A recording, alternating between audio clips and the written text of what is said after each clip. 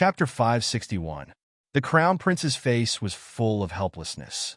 He reached out and lightly pinched his waist, saying softly, "Shut up. This is your sister. Your big sister is back."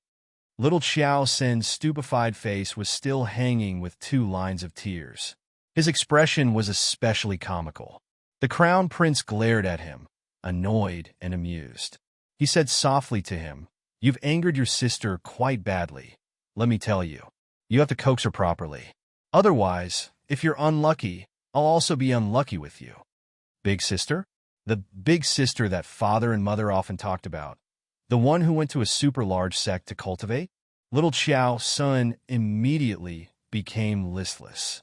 "Look at how you've beaten him up. I don't believe that this is what mother taught you.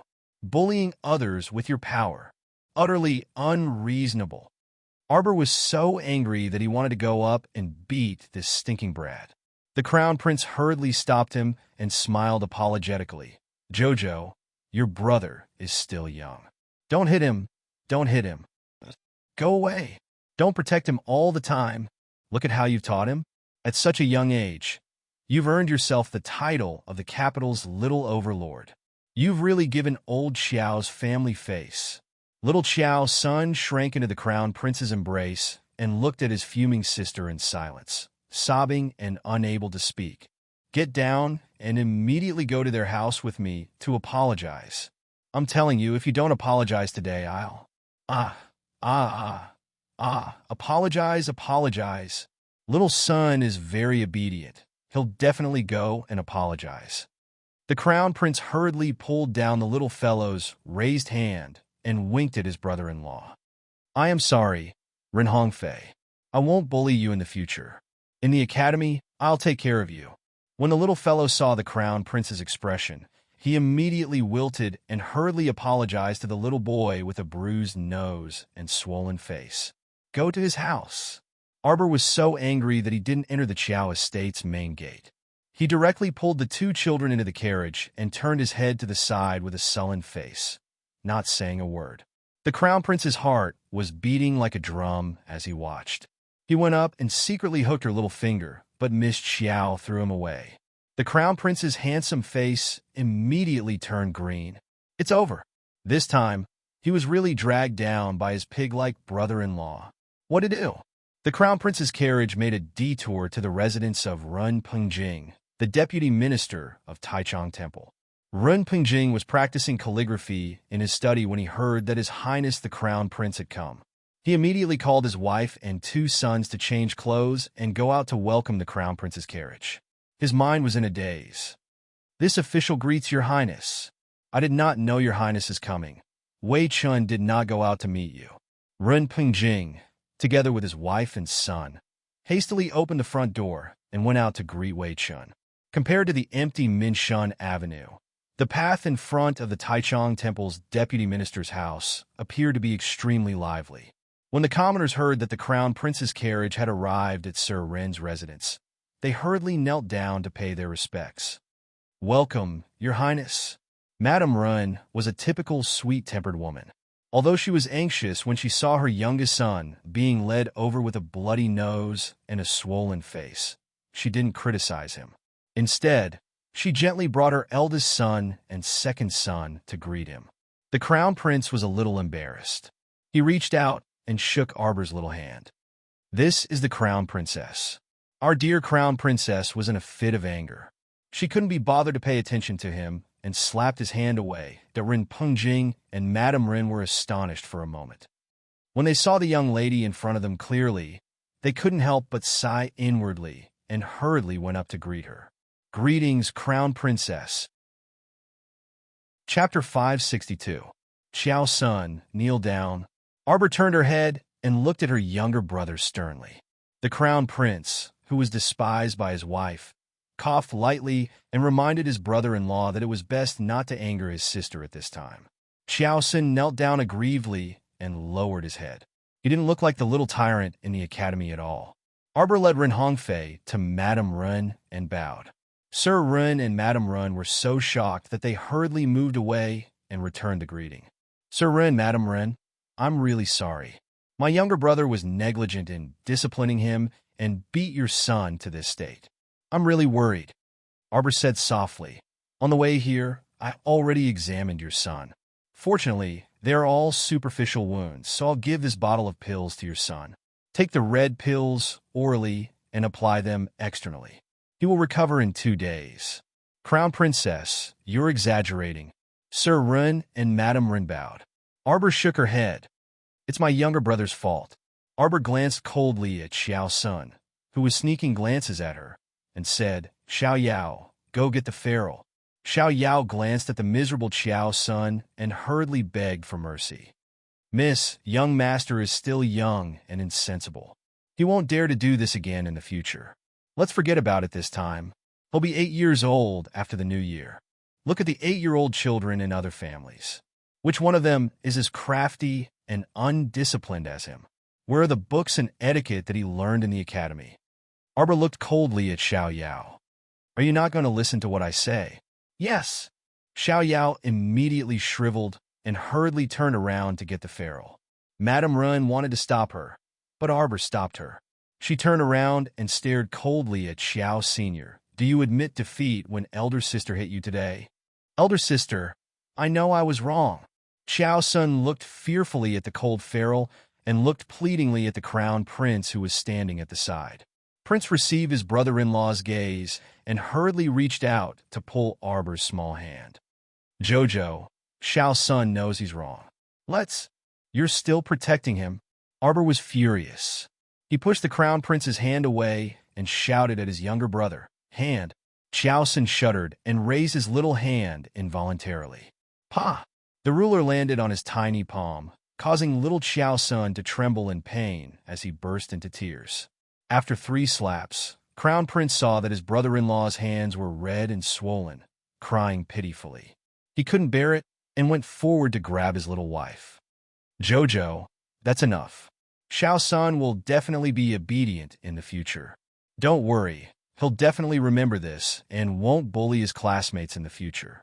As he spoke, he quickly winked at Xiao. Senator Xiao Sun wailed, Sister, I was wrong.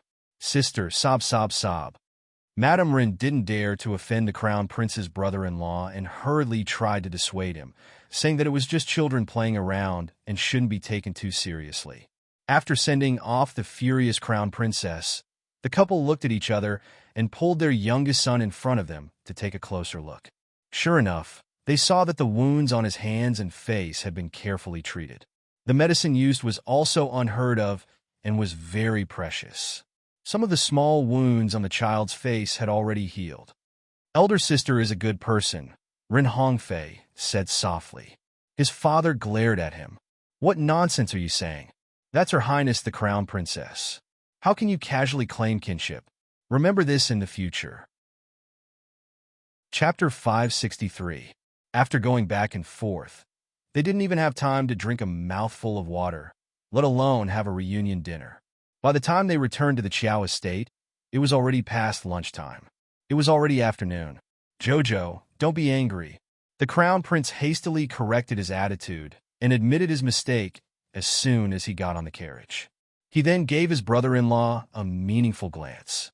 Our dear Xiao Sun was someone who knew when to yield and when not to.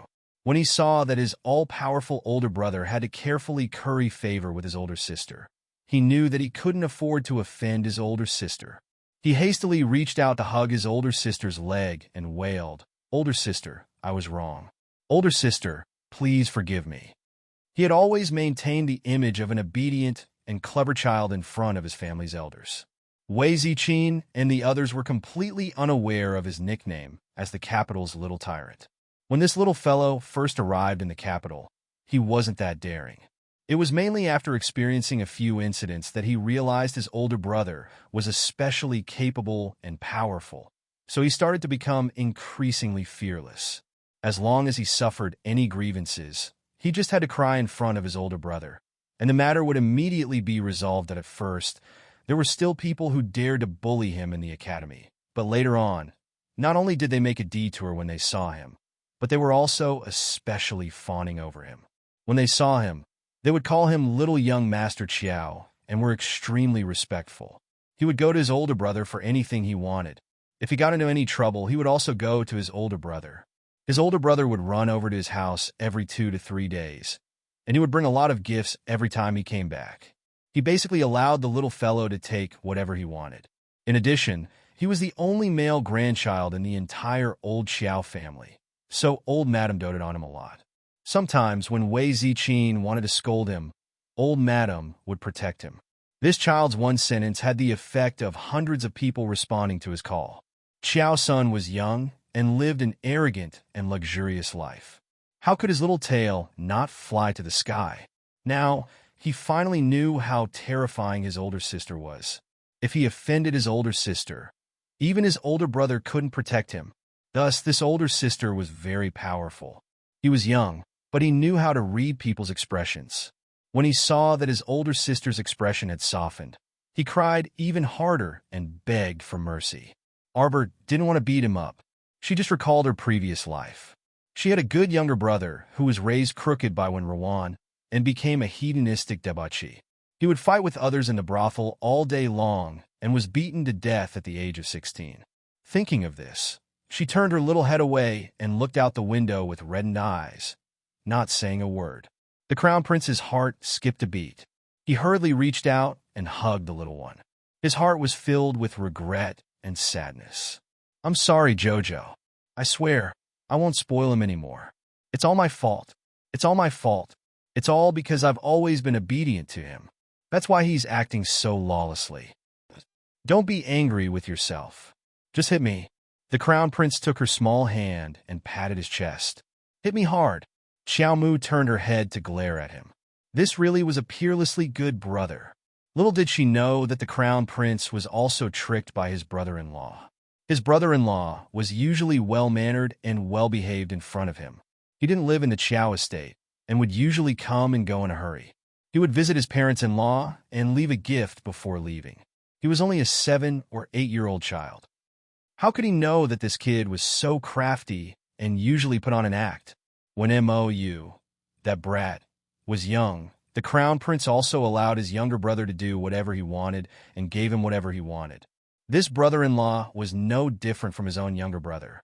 So who would have thought that his brother-in-law would be so tricked? 10 o'clock in the morning. Chapter 564. The carriage turned back to Minshan Avenue and slowly moved along the bluestone paved street. In the carriage, Xiao Sun sobbed for a while. His little face was flushed red, and he looked rather pitiful. Arbor looked at his red and swollen hand and pursed her lips without saying a word. After a while, when his sobbing subsided, she pulled his arm in front of her and flipped her hand to take out a small bottle of ointment. The ointment's effect of removing blood stasis and reducing swelling was naturally excellent. After applying a small piece, Xiao Sun's red and swollen hand immediately reduced by more than half. "Sister, are you still angry?" Xiao Sun peeked at his sister and said weakly. "Xiao Senator's sister beat you up. Do you blame me?" Arbor asked softly and stopped what she was doing. Xiao Sun hurriedly shook his head. This child was very clever. When he saw his big brother's gaze, which clearly said, "You dare to blame me? Brother will beat you up again immediately." This little rascal immediately cowered. "Then tell me, why did sister have to mercilessly punish you today?" Xiao Mu asked. Xiao Sun peeked at the Crown Prince, who glared at him unhappily. He hurriedly turned back and said, "I shouldn't have bullied Ren Hongfei.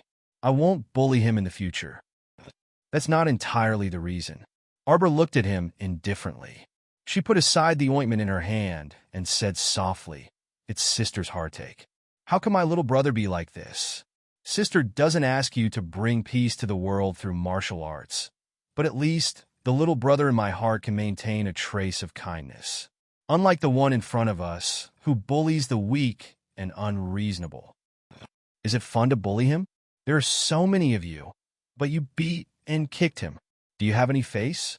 Little Xiao Sun sniffled and went up to hug his sister's arm pitifully. He swore with all his might, "Sister, I won't do it again. Please don't be angry. Sister, Xiao Sun will change. I will definitely change." Big sister's snow moon-like bright eyes revealed disappointment, which made little Xiao Sun feel very uncomfortable. "Who is that Gao Fong? He's also from the academy. His father is one of the richest merchants in the city."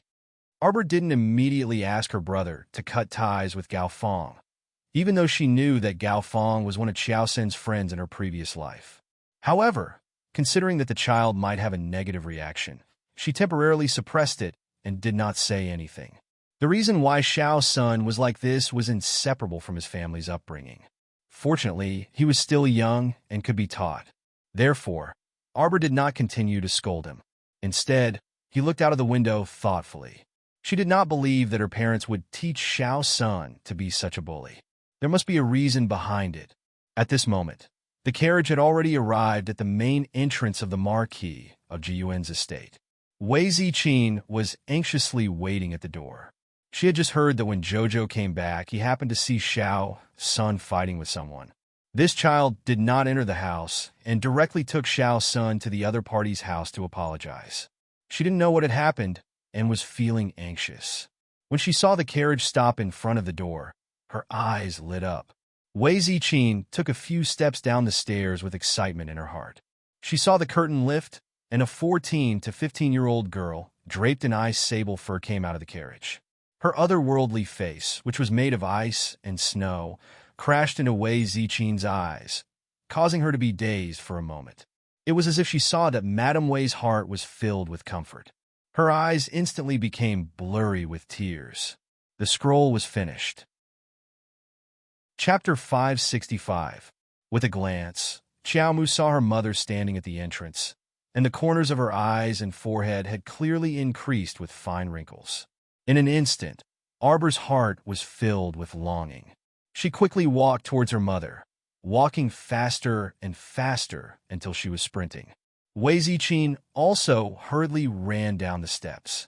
She shook off the hand of a servant girl who wanted to support her and ran towards her daughter with open arms. "Mother!" Arbor rushed over and was immediately pulled into Wei Ziqin's arms. Wei Ziqin reached out and patted her on the back. With tears in her eyes, she scolded, "You stinky child. Tell me, what did you tell Mother when you left? You said that you'd be back in 3 years if you were fast. What about now? How many years has it been? How many years have you not been back? You haven't even written a letter in 2 to 3 years. You're deliberately making Mother worried to death. You child." "I'm sorry, Mother." Arbor raised her head with red eyes. She acted coquettishly in her mother's arms and said pitifully, "Something happened and daughter couldn't make it back in time. Look, you're going to be a girl of marriageable age soon, but you're still acting coquettishly in Mother's arms." Wei Ziqin smiled through her tears and reached out to poke the little girl's forehead. When she looked up at Mo Lien, who was quickly following behind, her face was filled with embarrassment. "Little Mo, I've made a fool of myself in front of you. How could that be, Annie? Let's talk inside." Okay. Jojo's father and second uncle still don't know that Jojo is back. Come, let's go inside first." Wei Ziqin held her daughter's hand and looked at Prince Mo with regret. Crown Prince Mo found his mother-in-law's regretful gaze very strange no matter how he looked at it. What a pity.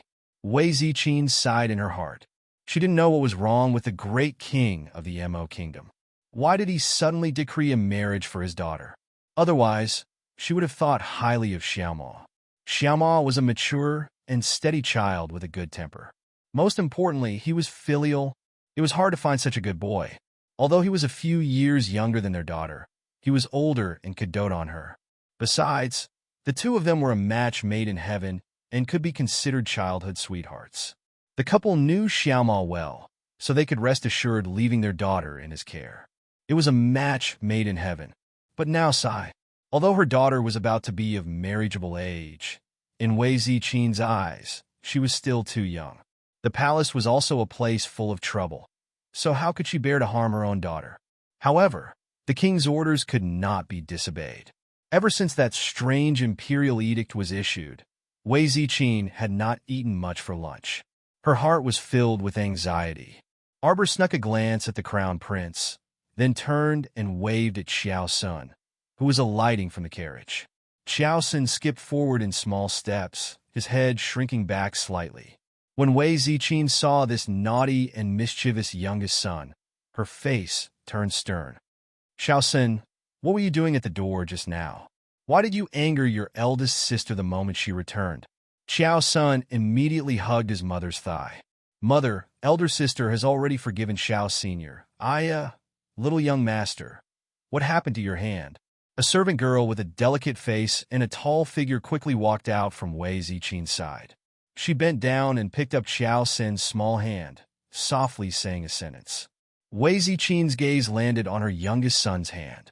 Although most of the swelling on Xiao Sin's hand had disappeared, it was still a little red. It just didn't look as frightening as before. Chapter 566. Wei Ziqin frowned. Dongha, why aren't you greeting eldest miss? You're so unruly. Only then did the maidservant named Dongha put down Xiao Sin's hand in terror.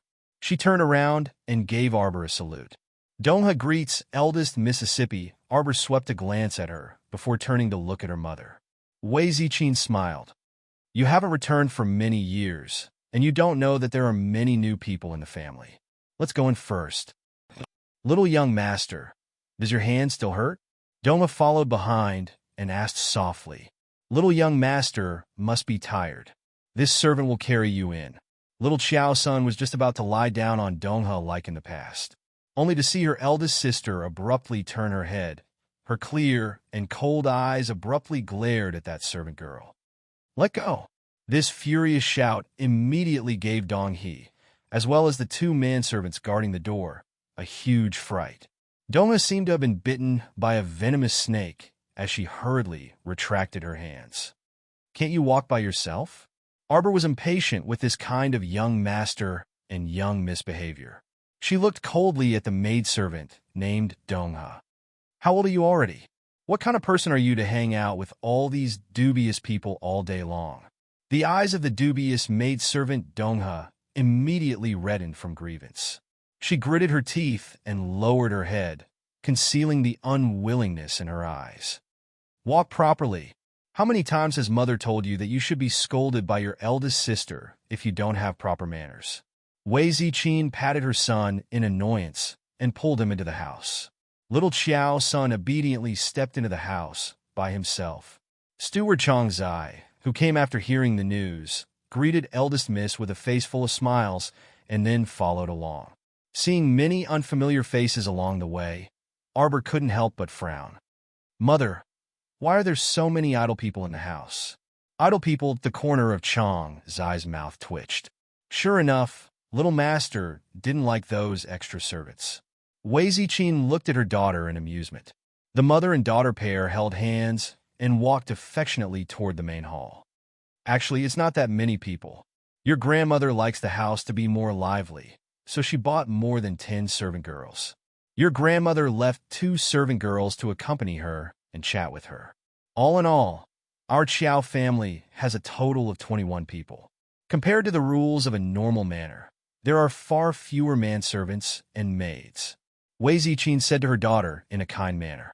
Arbor turned his head and glared at the crown prince unhappily. It must be this fellow who sent this, and that every 2 to 3 days, making the family very rich. Otherwise, how could father and second uncle go out to do missions from time to time to support such a large number of people? Speaking of which, these idlers were mostly supported by the crown prince. Prince stepped forward innocently and hooked Arbor's little finger. Jojo. And he was right. There weren't many new servants in the house. Now that the courtyard is so big, it's troublesome to take care of it. You don't want Annie to work too hard, right? Arbor snorted and turned his head away, not wanting to pay attention to him. Wei Ziqin, on the other hand, was somewhat alarmed. She hurriedly stepped forward to separate the 2 people's hands, looking at her daughter with a face that wanted to say something but hesitated. Chow, mother has something to tell you. Crown Prince was baffled. He didn't understand why his mother-in-law had stepped forward to break up an affectionate couple. Mother, tell me, what is it? Daughter, this morning, the family received an imperial edict. The great king somehow betrothed you to the current crown prince. Tell me about this. AI. Wei Ziqin sighed. Chapter 567. Wiping away her tears, Wei Ziqin looked at the crown prince with regret. She couldn't bear to part ways with the child she thought highly of, so she said, "Little Imo, Annie knows that you like our family's chow chow. What this matter?" Sigh. His Majesty had randomly arranged a matchmaker and had even arranged a marriage for no reason. Men and women are different, so don't get too close to our Jojo in the future. Arbor's mouth twitched. The crown prince was dumbfounded and hurriedly said, "No, Annie, that." "I know." Wei Ziqin interrupted him and sighed. She took Imo Lian's hand and patted it familiarly. Acting like an elder, she said earnestly, "As subjects, it's not appropriate for us to say anything about the great king. But there aren't any outsiders here, so I'll tell you in private. This great king is too reckless. What do you think our Jojo has to do with the crown prince? Our Chow family has always been a small family, so I can't figure it out. Where did the great king's decree come from?" "The crown prince." The crown prince cast a pleading look at Jojo. "You should tell your mother." Xiaomu didn't say anything and even tugged at her lips as she rolled her eyes at him that said, "Do as you see fit." She then walked forward while holding her mother's arm. "Mom, don't worry about that crown prince. Let's go see Dad and second uncle first. This child, it's fine if you talk about it at home, but don't do this when you're outside. That's the crown prince, you can't disrespect him." Wei Ziqin reminded her daughter. The crown prince felt an inexplicable sense of danger. Would his mother-in-law fly into a rage when she found out the truth and chase him out in a fit of anger? What's going on? Why am I so unlucky today? What's happening today? The group entered the main hall. His father, Qiao Zhongbong, and second uncle, Qiao Zhongxing, who had heard the news, quickly strode in. "Jojo, you're finally willing to come back from the sect." Qiao Zhongxing laughed heartily as he strode towards his niece. "Daughter." Qiao Zhongbong also hurriedly ran over with a joyful expression. "Father, second uncle." Arbor glanced at the two of them and saw that their cultivation bases had both risen slightly. Second uncle was now a level 4 peak body cultivator, while father's cultivation had reached the phenomenal success of level 7 mystic cultivation.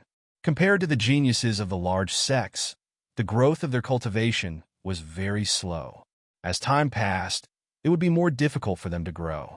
If he could find the time to refine some Xian breaking pills and body tempering pills, they could help the two of them break through 1 or 2 levels. "Daughter, it's good that you're back. Look, you've lost a lot of weight. Your mother has been nagging me about you every day. When you come back, stay at home and let your mother nourish you well." When the crown prince heard this, he immediately had the urge to grab his wife and run away. If she had known earlier, she wouldn't have sent the little fellow back so quickly. Now that he had entered the house, he couldn't go back. "Older sister." Everyone was chatting when a shout came from the door. Arbor turned around and saw Xiao Lin's rosy little face full of smiles. Her pair of eyes were wrinkled and sparkling as she dashed through the door and threw herself at her. Arbor hurriedly reached out to catch her, her heart instantly filled to the brim. Her younger sister was no longer as pitiful and submissive as she was in her previous life. This little face in high spirits was really beautiful. "Older sister, you're finally back." Xiao Lin was nearly 11 years old and no longer looked as chubby as when she was young. Now, she was a slender little girl. Chapter 568. Xiao Lin, you've grown a lot taller. Arbor looked at her little sister's cheerful figure, and her mood was lifted. She had also temporarily thrown all those troublesome matters to the back of her mind.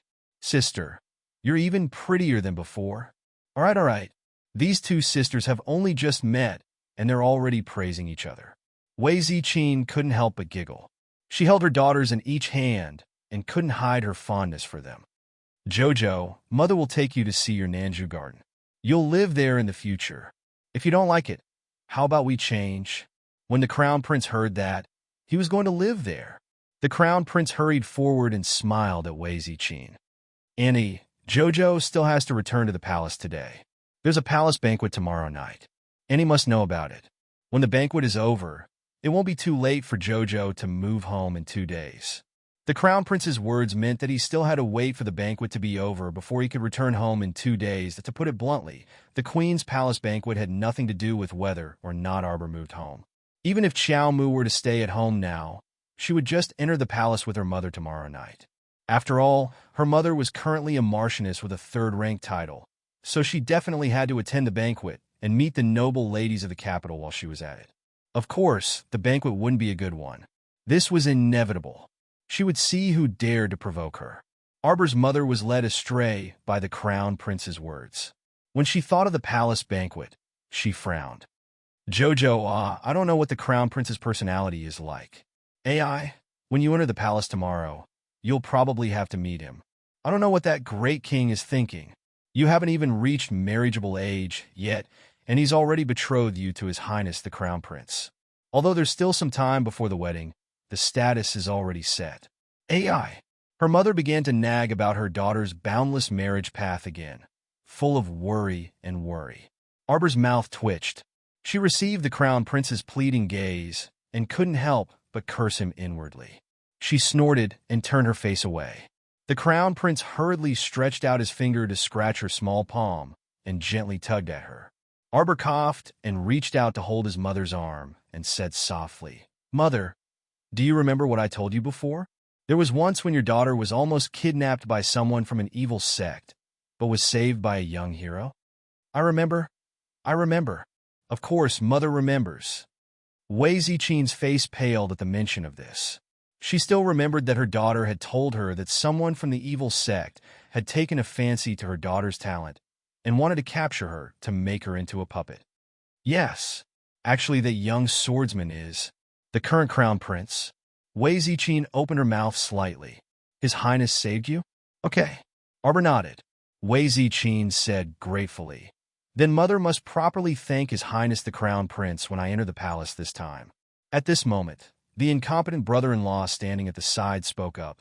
Big brother, didn't Ren Hongfei's parents just call you Your Highness the Crown Prince? Why should Mother enter the palace to thank you? Can't she thank you now? Wei Ziqing abruptly turned her head to look at the slender and elegant young man.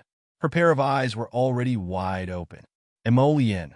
Xiao Zhongbong suddenly slapped his thigh. This little Mo was called so coherently that no one had thought about it. Actually, that child Emollien seemed to have revealed her name the moment she entered the door. Wasn't the current world surnamed Mo? First 5 o'clock at night. Chapter 569. Xiao Zhongbong, Wei Ziqing, and the others were just about to step forward to salute when Emollien hastily stopped them. Uncle, Annie, there are no outsiders here, so we won't pay attention to those empty formalities. What a joke. His little wife was glaring at him. So how could he dare to let Xiao Zhongbong and his wife greet him? I didn't deliberately hide it from you before, so please forgive me. Your Highness the Crown Prince is too serious, Xiao Zhongbong quickly said. Uncle, Annie, you can call me Little Mo like you always do at home. Uncle, Annie, and second uncle are all my elders, so calling me this sounds more intimate. This? Xiao Zhongbong hesitated for a moment, but it was Wei Ziqing who readily agreed. Little Mo, you're too much. You didn't say anything and made Annie worry for the entire day. She thought that the Great King had randomly arranged the Mandarin ducks, but who knew that it was actually a misunderstanding? Arbor stood at the side without uttering a word. She could tell that the Crown Prince had been putting in a lot of effort to visit her family recently. Look at how happy he had coaxed her mother, calling him Little Mo this and Little Mo that. In the beginning, perhaps there were still some restraints due to her identity, but after chatting for a while, her mother completely recovered to her usual self. Prince Mo chatted with Arbor's mother for a while before turning to smile at Arbor. See, I already told my future parents-in-law. There's no problem at all, right? Arbor turned her small head and pulled Xiao Lin's hand. Xiao Lin, you triggered your mystic meridians. MHM. Xiao Lin nodded vigorously. Last year, a mentor from the Mystic Cultivator Association helped me trigger my mystic meridians successfully. Sister, I'm a level 4 Mystic Cultivator now. A level 4 Mystic Cultivator who wasn't even 11 years old was already considered outstanding talent and excellent constitution. Arbor nodded in satisfaction. Sister can tell that you worked very hard. Xiao Lin's eyes revealed a smile, and she pursed her small lips. While the family was happily chatting, Dong-hee's silhouette flashed at the door. She then swiftly went out and hurriedly ran towards the old madam's longevity court. The old lady had just finished her afternoon nap, and Dong-ha happened to bump into her as she was getting up.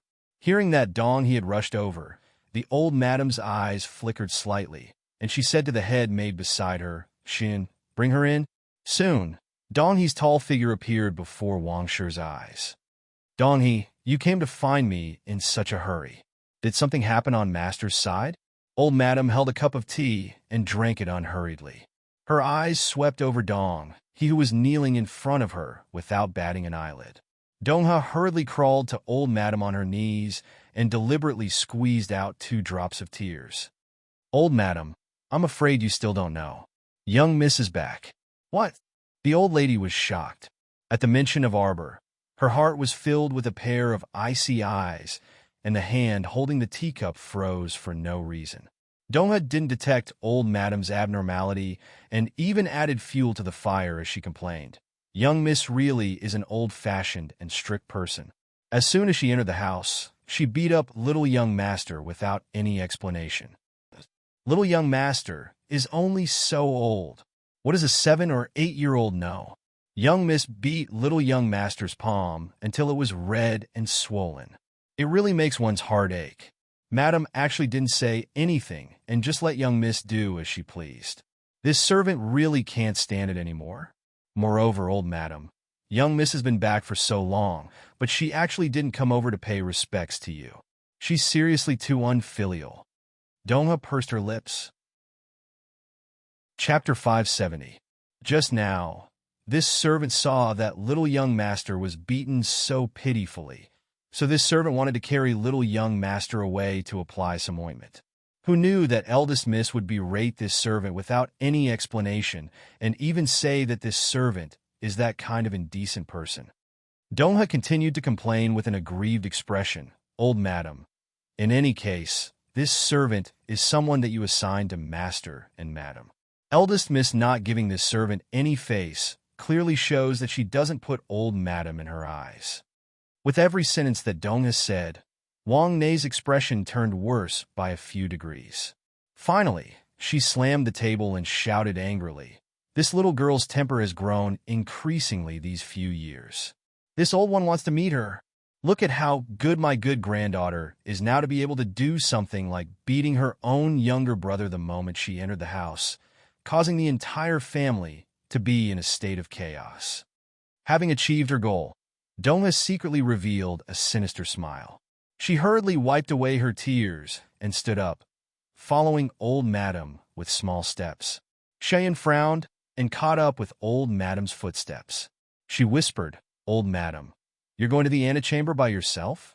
Then why are you looking for eldest miss?" "Don't forget, eldest miss's current status is completely different.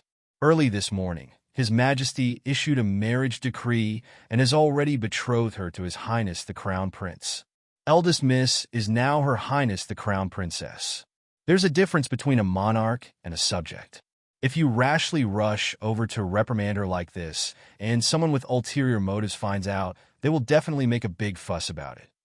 Thinking carefully, old madam almost broke out in a cold sweat. She turned to look at Sheyun and nodded repeatedly. Sheyun's words are very true. Seeing that old madam was actually about to back down, how could Dong-ha be willing to comply? She hurriedly added fuel to the fire and said, "Old madam, even if eldest miss is now Her Highness the Crown Princess, the current great king is also someone who pays attention to filial piety. Could she disrespect her grandmother just because she was the crown prince consort?" This servant heard that when the Empress Dowager was ill, His Highness the Crown Prince had also attended to the Empress Dowager for several days. As the Crown Prince's official wife, the Crown Princess is a role model for the entire world. The word filial piety is enough to firmly suppress her. "Dong-ha, why are you stirring up trouble here? What intentions did he have? Could it be that you want to see the old madam and the Crown Princess at odds?" She had long known that this Dong-he wasn't a good person. Although she was quick-witted, she was too scheming. If Cheyenne knew that Dong-ha was here today to pick a fight with the Crown Princess, Cheyenne would really regret not blocking her at the door and directly chasing her out. As servants, All they had to do was to be tactful. How could there be so much trouble? This Dongha was probably reprimanded by the crown princess and couldn't hold back her anger, so she ran over to challenge the old madam to stand up for her. However, the old madam was already so old. Recently, she had become more and more powerless. In fact, the right way to go was to enjoy her old age safely. Why would she bother arguing with a junior when she had nothing to do? Sister Cheyenne, what are you saying? All right, help this old woman over to take a look. Donghi's words were somewhat reasonable. Even the current crown prince didn't dare to be unfilial. She didn't believe that her granddaughter would dare to be disrespectful to her. When this servant left the antechamber just now, I heard them talking about it. It turns out that the young master who often comes to our residence to visit Madam and Master is His Highness the Crown Prince. He's the Crown Prince? Wang Ne was shocked. Soon after, she couldn't help but sigh. Such a graceful and elegant young man, this old woman felt at first glance that he was either wealthy or respectable. However, I didn't expect that his status would be so high. Chapter 571. When elderly lady was helped into the room, everyone was happily chatting. As soon as elderly lady Wang entered, the entire living room was dead silent. Everyone stood up to welcome elderly lady Wang and stole glances at each other. Seeing that elderly lady Wang didn't come with good intentions, they couldn't help exchanging glances. On the other hand, Arbor didn't say anything. When her mother stood up, she also stood up and bowed to elderly lady Wang with her mother before sitting down. No one could find fault with this etiquette. However, elderly lady Wang was furious and disliked the little stoic no matter how she looked at her. She had a stoic expression on her face all day, and it was the same for 7 to 8 years. It was as if someone owed her a huge debt. Xiao's son, come to grandmother. After elderly lady Wang sat down, she beckoned to Qiao. Senator Qiao's son bounced over, and elderly lady Wang pulled up his small hand. When elderly lady Wang saw that her grandson's hand was indeed still red and swollen, her expression changed abruptly, and she turned to berate Arbor. Eldest lass, so what if you're back? Is there a need to cause such a big commotion? This is your biological younger brother, not someone picked up from the streets. Look at you. You dragged him to someone else's house to torment him as soon as you came back, beating and scolding him. This old one and your parents aren't dead yet. It's not your turn to meddle in your younger brother's upbringing. Arbor's icy gaze shot straight at elderly lady Wang. The sharp glint in her gaze immediately frightened elderly lady Wang so much that her heart skipped a beat. Elderly lady Wang hadn't seen this lass for several years, but she didn't expect her gaze to be even sharper now. This gaze was practically able to cut open her old bones. However, elderly lady Wang currently valued this little grandson and couldn't bear to see him suffer any grievances. Even if she was a bit cowardly, she still couldn't resist standing up for her grandson. Dongha stood next to elderly lady Wang and pursed her lips as she secretly snickered, waiting to see eldest miss suffer. All of a sudden, eldest miss stood up abruptly, and a pair of icy eyes abruptly shifted to her. The front hall was so silent that one could hear a pin drop. Dongha felt that her heart was about to leap out of her chest. In a flash, eldest young miss had already arrived in front of her. Without any explanation, a heavy slap landed on her cheek. This slap was truly beautiful. Dongha immediately opened her mouth and spat out a mouthful of blood that was mixed with 2 teeth. She fell to the ground with a plop and started whimpering. Her pupils constricted and were filled with disbelief and terror. The old lady was so frightened by the servant girl's actions that her face drained of color. She thought that the servant girl had rushed up to hit her, but it turned out that the servant girl next to her had attacked her. She suddenly remembered that a few years ago, she had called upon the 2 grandnephews of the Wang family to fight with her. At that time, her granddaughter was only 7 years old. At that time, she had not been able to gain any advantage from her hands. Ever since she was 7 years old, this girl had always been fierce and no one dared to bully her. Old madam, is this what you taught? A little servant girl also dares to turn her nose up at me. What kind of thing is she? Arbor berated, scolding mercilessly. A servant girl, dressing herself up like a concubine, wearing red and green and acting coy all day long and showing off her right and wrong. She doesn't have the slightest bit of a servant girl's duty, causing the entire household to be in a foul atmosphere. Hurry and come. Immediately drag her away. Even if you want to sell her or beat her to death, make her disappear from my sight immediately. Don't disgust me. Chong Zai immediately jumped out tactfully. With a wave of his hand, he instructed two manservants to go up and twist Dongha's arm. Chapter 572.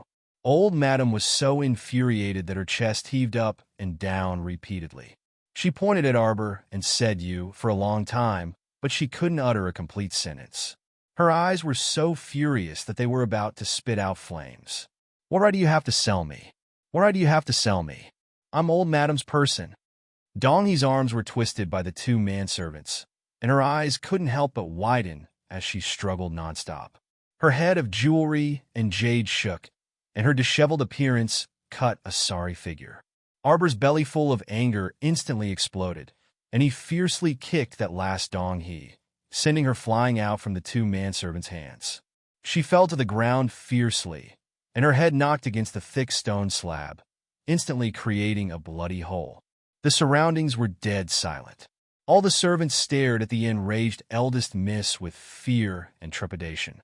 They only felt as if their hearts were gripped by a giant palm, and they were so frightened that they were somewhat unable to breathe.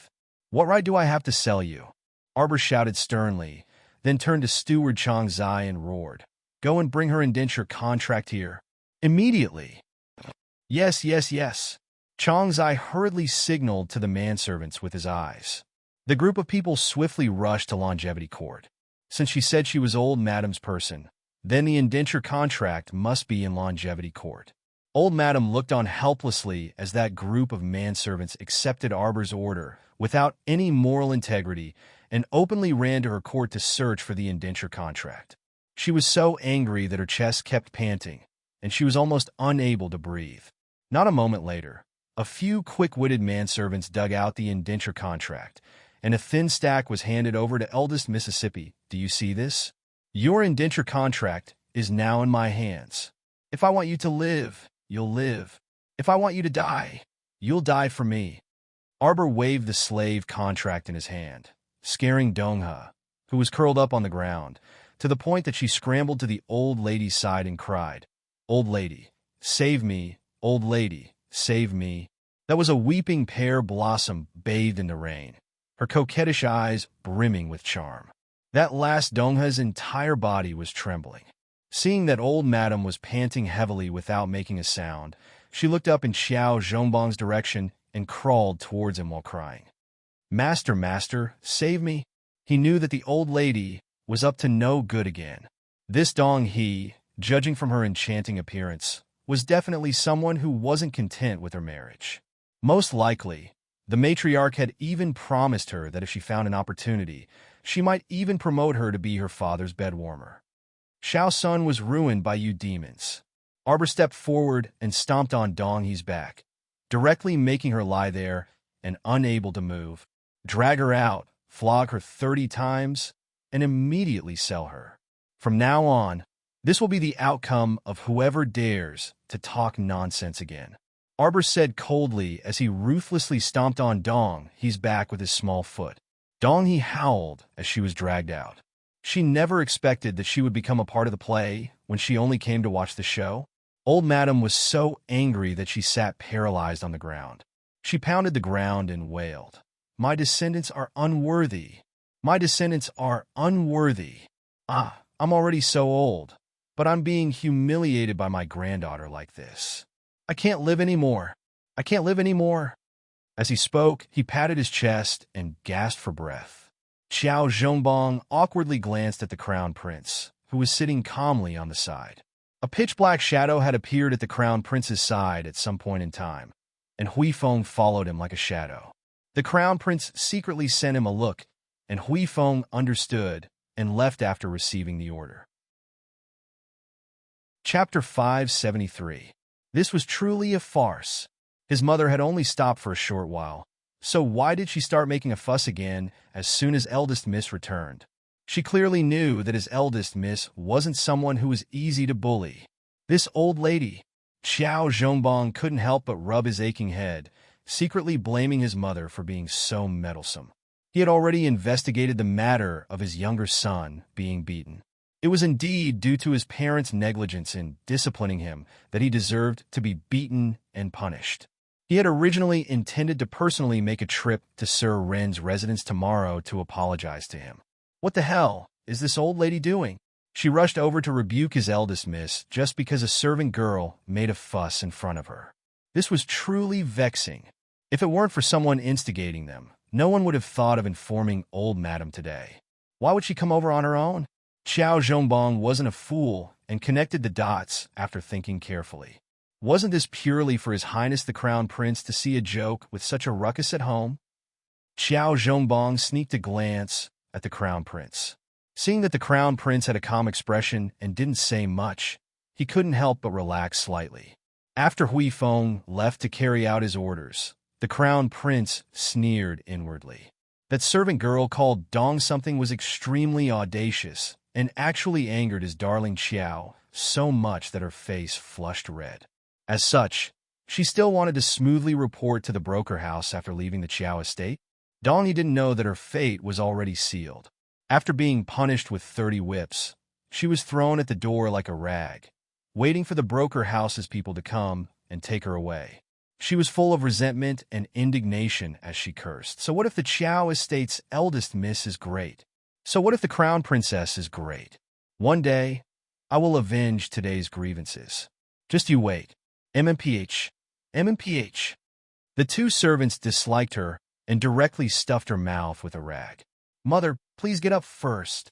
Wei Ziqin sat still with a cold expression, but Xiao Zhongbang couldn't sit still anymore. He couldn't possibly watch his mother sit on the ground like a village woman and make a scene in front of the crown prince. You unfilial son. The old lady slapped Xiao Zhongbang in the face. A few years ago, Xiao Zhongbang's sincere heart was almost obliterated by Laonyang. Now his heart had long since cooled down, so naturally it would not hurt anymore. On the other hand, second Uncle Xiao Zhongxing was enraged. He stood up with a whoosh and said angrily, Mother, what are you doing? Have you had enough? You guys, why aren't you helping old madam back to longevity court? Ah, the son is unfilial and the daughter-in-law is unvirtuous. Ah, his descendants are unworthy. What's the point of me living? Just let me die? The old lady howled, wailing to the heavens. Xiao Zhongbang got up quietly and ignored her. Arbor coldly glanced at the old lady. Suddenly, he flipped his hand and took out a small bottle of liquid medicine from his inner world. He slowly walked over to the old lady and handed it over. Here, drink it. The old lady's eyes widened as she looked at him. Her lips involuntarily trembled. What is this? Poison. Drink a mouthful, and I guarantee that you'll die thoroughly. The old lady's face drained of color as she raised her head. Everyone in the courtyard was even more silent. They pursed their lips and didn't make a sound. The entire front hall was filled with a terrifying silence. Do you need me to find someone to wait on you? Arbor asked coldly. You? The old lady was also a coward. When Arbor was fierce to her, she became somewhat listless. Looking into Arbor's emotionless eyes, her entire body couldn't help but tremble. Today, it ended at 10 p.m. Next week, 6 p.m. Chapter 574. Elderly lady stared blankly for a moment. Then she started to throw a tantrum, rolling on the floor and bawling loudly. The son is unfilial, and the daughter-in-law is unvirtuous. Ah, you're going to drive this old woman to death. Ah. Arbor looked on coldly from the sidelines, not saying a word. Her beautiful eyes were filled with ridicule as she stared at elderly lady. However, right at this moment, a manservant guarding the door rushed in and bowed. Master, madam, second master. There's a group of people at the door claiming to be third master's family, and they insist on barging in. We don't know their identities, so we've been temporarily blocked outside. When elderly lady heard the words third master, it was as if her ears had been pricked. She instantly stopped throwing tantrums and raised her head to shriek. It's Zhongheng. Zhongheng's family is here. I want to see them. Zhongheng, Zhongheng, my poor child. You're here to save your old mother. Wei Ziqin stood up and pulled the two children to the side, not bothering to pay attention to this wailing old woman. She was about to be annoyed to death by this old woman. She would bring Xiao's son to her side every 2 to 3 days to raise him, but she didn't raise him well and spoiled him until he was full of bad habits. Every time she wanted to teach her son a lesson, this old woman would hurriedly protect him, not allowing her to hit or scold him. Look at what kind of child they've raised. If it weren't for her eldest daughter making such a scene today, she wouldn't have known that this little rascal actually bullied others outside. He deserved a beating. When she returned, she would have his father fiercely scold him. She had to make this child remember this lesson. At this moment, Wei Ziqin saw that elderly lady was throwing a tantrum, so she hurriedly handed the 2 half-grown children to the old mama beside her. Nanny Li, take the 2 young ladies and young master back to their rooms first. This place was truly too noisy. She didn't want her children to see this old woman's tantrum and learn from her in the future. Yes, mother. Xiao Lin still wanted to stay and watch the show, but her mother glared at her. Go back. Young ladies could learn anything, but learning how to throw tantrums and roll on the ground like this old woman was truly too uncultured. Oh! Xiao Lin pouted. Nanny Li held her hand and dragged Xiao Sun away. The 2 children were taken away. At this moment, the 2 servants at the entrance were beaten up and forced their way in. Although Xiao Zhongheng was thin and weak, the muscles on his arms were bulging. It was obvious that he was a strength-type superhuman, relying on his own strength. He rushed through the door at lightning speed and took the lead to barge into the Marquis' manor. Behind him, his wife and children, as well as Granny Nyo's family, followed. With the help of Granny Nyo's strong and healthy sons, Xiao Zhongheng and his entourage swept away 1,000 troops along the way, beating up all the manservants of the Qiao estate until they were looking for their teeth on the ground. The group of people dashed straight to the antechamber and stared at the large Marquis' mansion, as well as Qiao Zhongban's family's bright and beautiful appearance. Their eyes were red with jealousy. Heavens, what kind of life did they have on this journey? What kind of life did the first branch of the Qiao family have? Xiao Zhongheng never expected that his honest and wooden eldest brother, who was the most disliked by his mother, would actually achieve meteoric success today and be conferred the title of Marquis by the great king. Su Jiao's eyes were sharp, and she spotted Granny Nei Wang, who was lying on the ground. Wailing to the heavens and wailing, she rushed forward and hugged her mother, bawling her eyes out. Mother, my dear mother, this daughter-in-law has finally found you. Mother, mother, mother! Elderly lady almost fainted from Su Jiao's wailing. Chapter 575. In addition, Su Jiao's filthy and stinky body carried her over. The stench assailed the nostrils as soon as she opened her mouth, and old madam almost fainted from nausea. Xiaoyun wanted to go up and help old madam up, but Su Jiao forcefully brushed her aside. She hugged old madam tightly and refused to let go, as if she had caught a life-saving straw.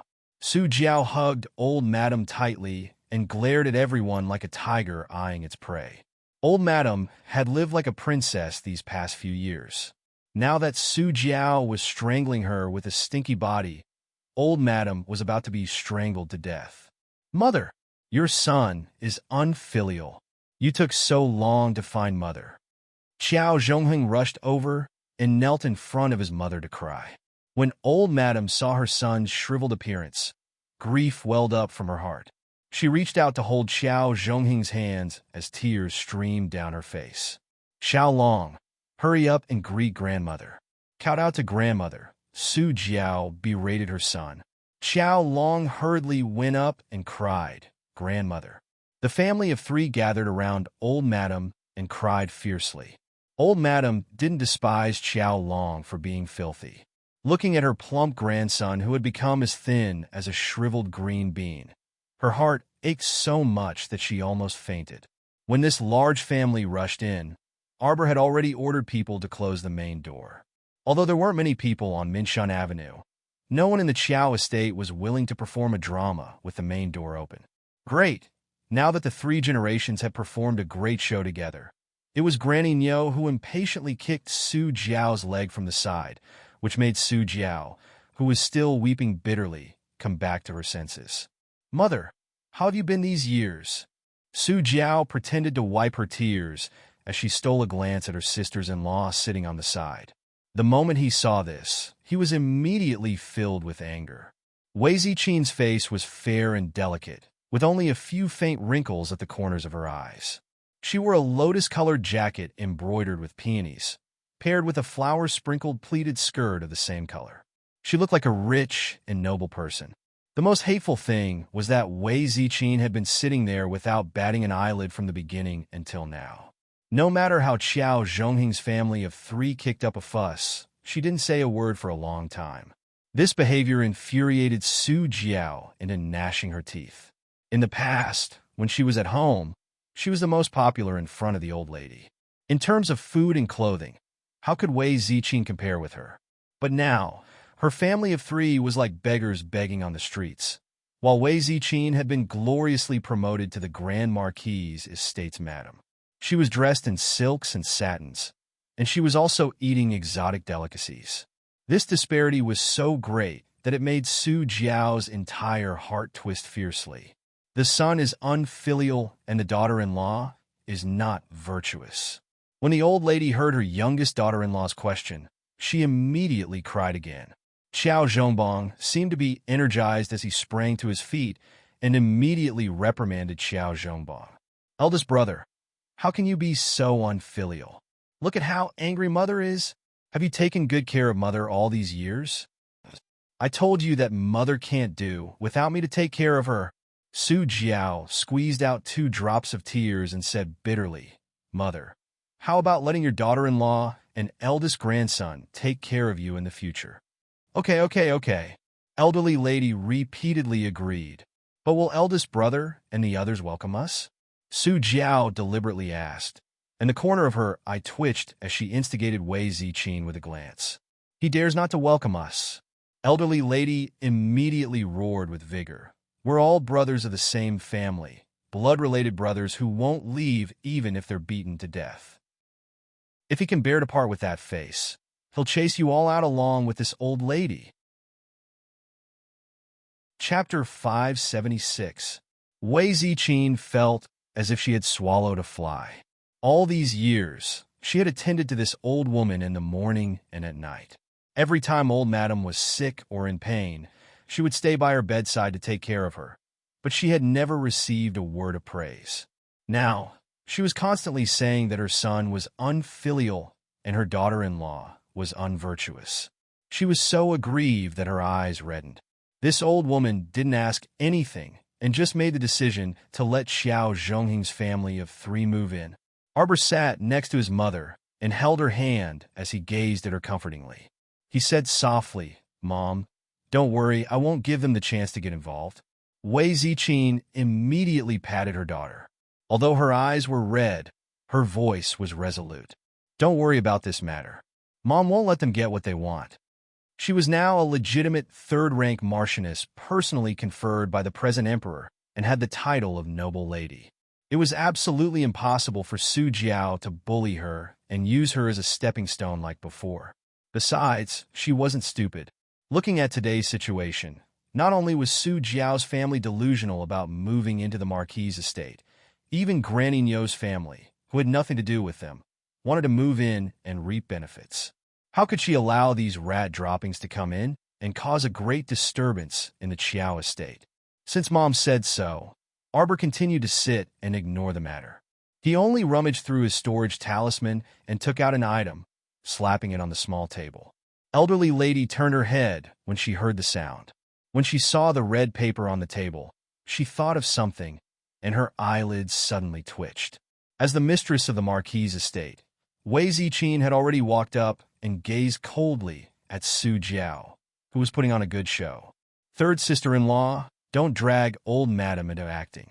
No matter what you say, your family of three, along with Granny Nyo's family, can't move into the Marquise estate. This is an estate bestowed by the present emperor, and not just anyone can live in it. You. Su Jiao had already aged quite a bit from being exposed to the elements, and her face was even darker from anger now. She vigorously shook old Madam's hand that was supporting her. Mother-in-law, look at what eldest sister-in-law is saying. She clearly doesn't want to acknowledge us as her relatives. Granny Qiao immediately trembled in anger.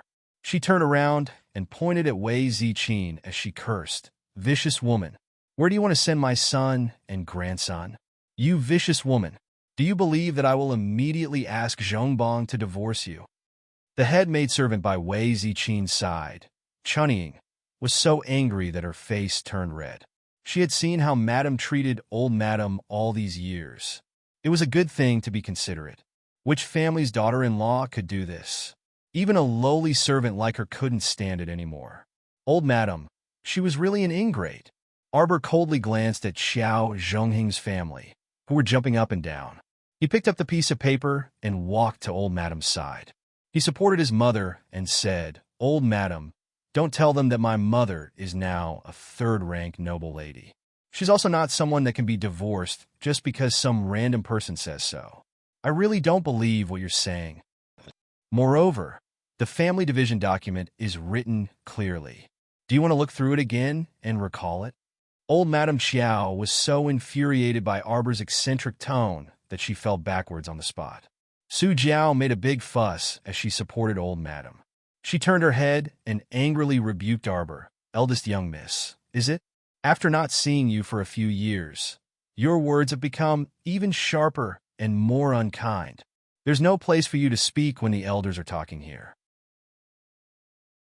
Chapter 577. Arbor coldly glanced at Su Jiao, and a faint disdain surfaced on her stoic face.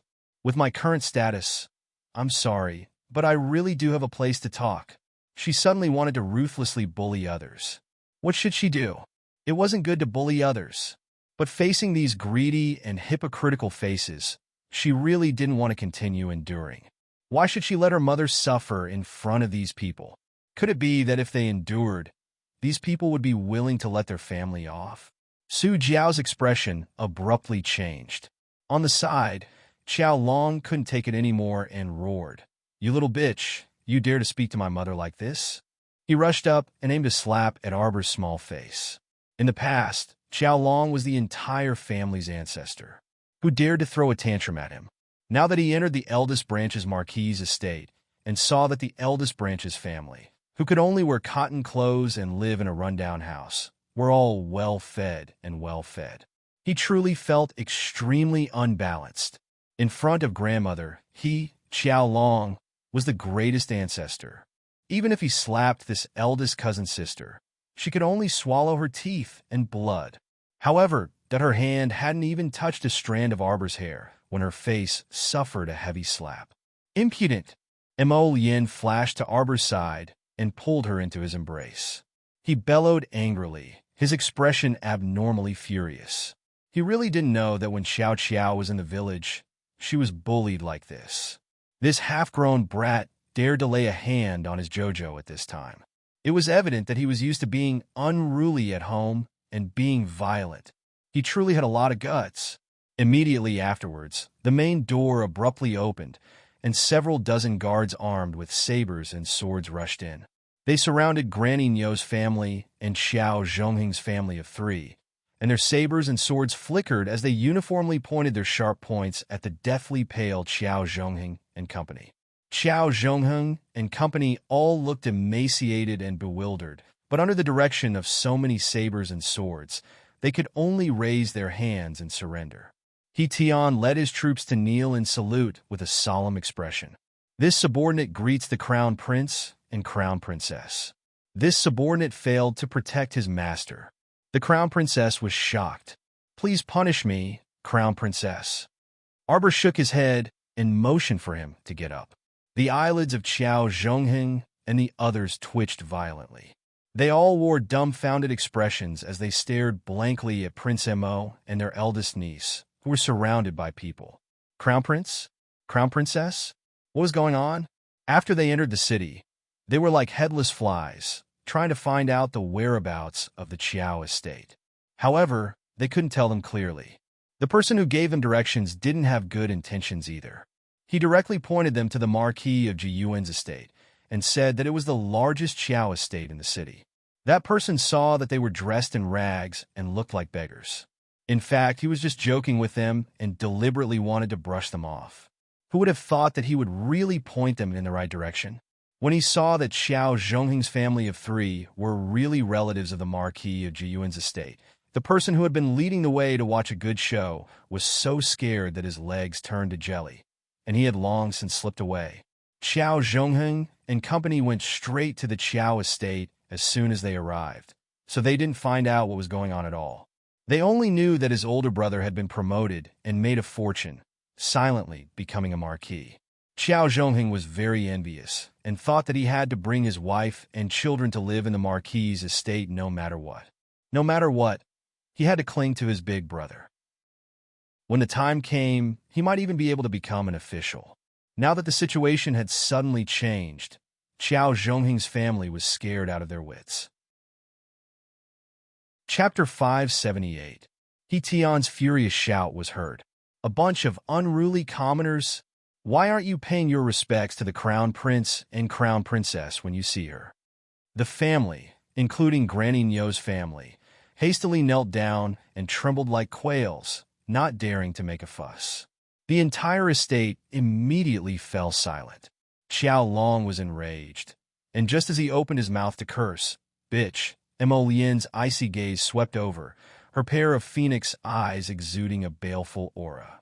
Slap him. Didon don't. He's a child. A child is insensible and speaks without thinking. Please forgive him, Your Highness the Crown Prince. Seeing a eunuch walking over with a wide mahogany board, Su Jiao was scared out of her wits and hastily went up to protect her son. Speaking without thinking at such an age, that's your lack of upbringing as parents. Let him go, Mo Lien coldly said. Punish him with 10 boards. Remember this in the future. Su Jiao howled and wanted to pounce forward, but she was immediately dragged away by 2 vicious soldiers. She screamed with reddened eyes as she watched Xiao Long being dragged away by a soldier to the side. The eunuch used the wide board to slap her son's mouth repeatedly. Xiao Long had never suffered such humiliation in his life. His mouth was hit again and again, and after the 10 slaps, one of his teeth fell out. He roared with a mouth full of blood. You little bitch, you really dare to hit me? Who do you think you are, you?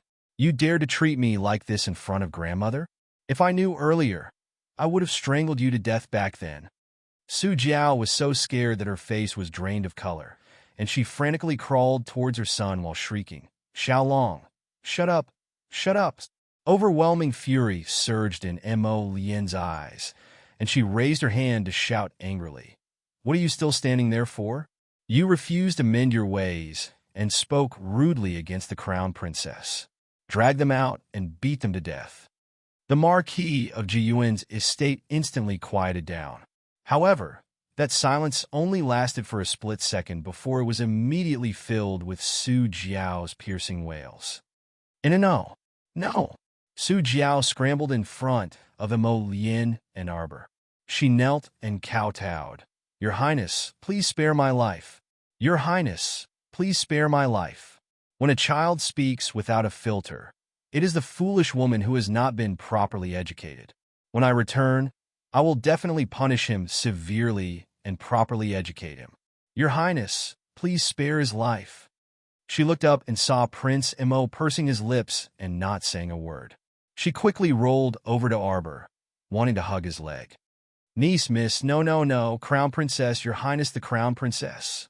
I beg you to spare your younger brother's life for the sake of the Qiao family's old master, who shares the same origin. I beg you, Crown Princess, Crown Princess. Arbor's face was cold. Mo Lien looked down at her and rubbed her head. She waved her hand impatiently and said, Drag her out. 2 soldiers immediately dragged Xiao Long to the front yard. Su Jiao's vision darkened, and she repeatedly begged for mercy, her head banging against the ground. Granny Nyo and company were so frightened that they couldn't make a sound. The young lady kneeling behind Granny Nyo was around 15 or 16 years old. She secretly looked up at the enraged crown prince with an intoxicated expression. Was this the current crown prince? He was so young and handsome, and he also had so much power and influence. Wei Mingli's maiden heart thumped wildly, and she was practically unable to shift her gaze away. Look, such a hoodlum and scoundrel eldest brother Wei's family could only kneel in front of His Highness the Crown Prince, not daring to utter a single word. Madame Nei's son, who was kneeling next to Wei Mingli, quickly tugged at her daughter and had her quickly lower her head. Chapter 579. Madame Nei's son was timid. In front of the Crown Prince, she was alarmed and scared when she saw her daughter staring at that person's face without any etiquette. She was also worried that her daughter would be ignorant and cause trouble, so she quickly tugged at her to make her bow her head. Of her 3 daughters, 2 had starved to death, so she only had this one daughter left. Second young Master Wei had also died of illness 2 years ago, so the mother and daughter had to rely on the eldest branch to survive. They had already lived in fear and trepidation, so she didn't want to cause any more trouble now. How could she have known that a young girl's yearning for love was actually fantasizing about the crown prince at this very moment?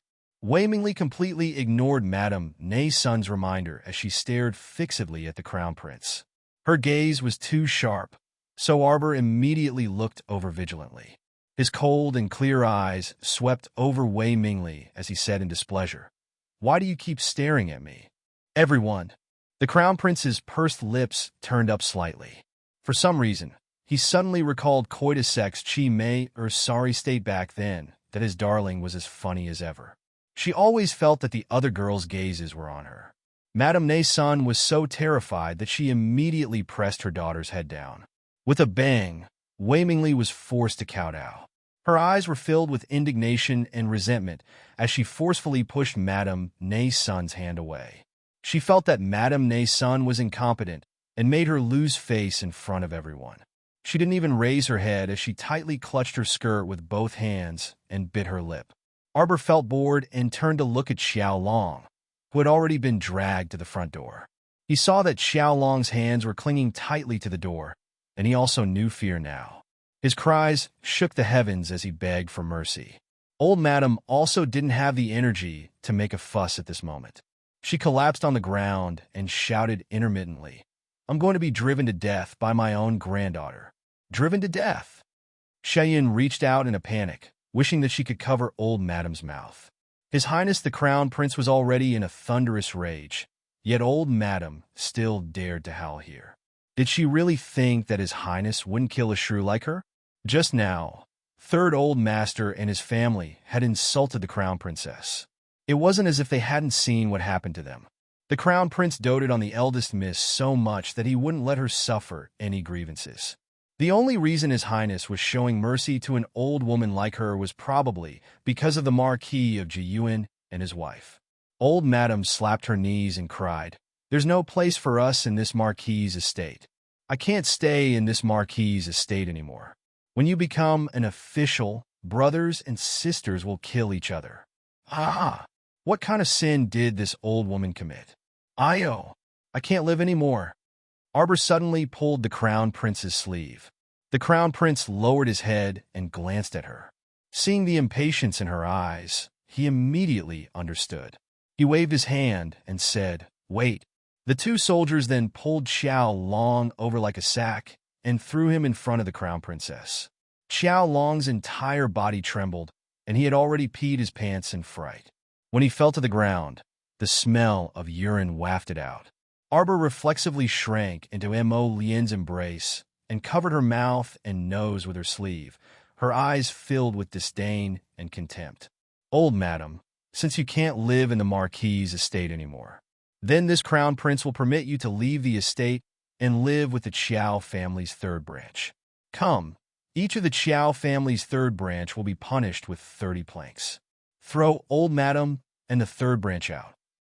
In the future, they are not allowed to take half a step into the Marquis's estate. Violators will be beheaded." Chapter 580. When this verbal edict was passed down, It immediately caused the entire court to howl in anguish. Old Madam was even more dumbfounded. When did she sincerely want to leave the Marquis's estate? Where could she go to live such comfortable days after leaving the Marquis's estate? She had only casually howled a few times. How could it be taken for real?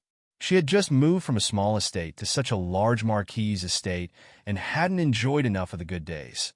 Yet the Crown Prince actually issued a verbal edict for her to move out and live outside with her youngest son and daughter-in-law. How could she accept this? She wasn't leaving. Where could her old bones go?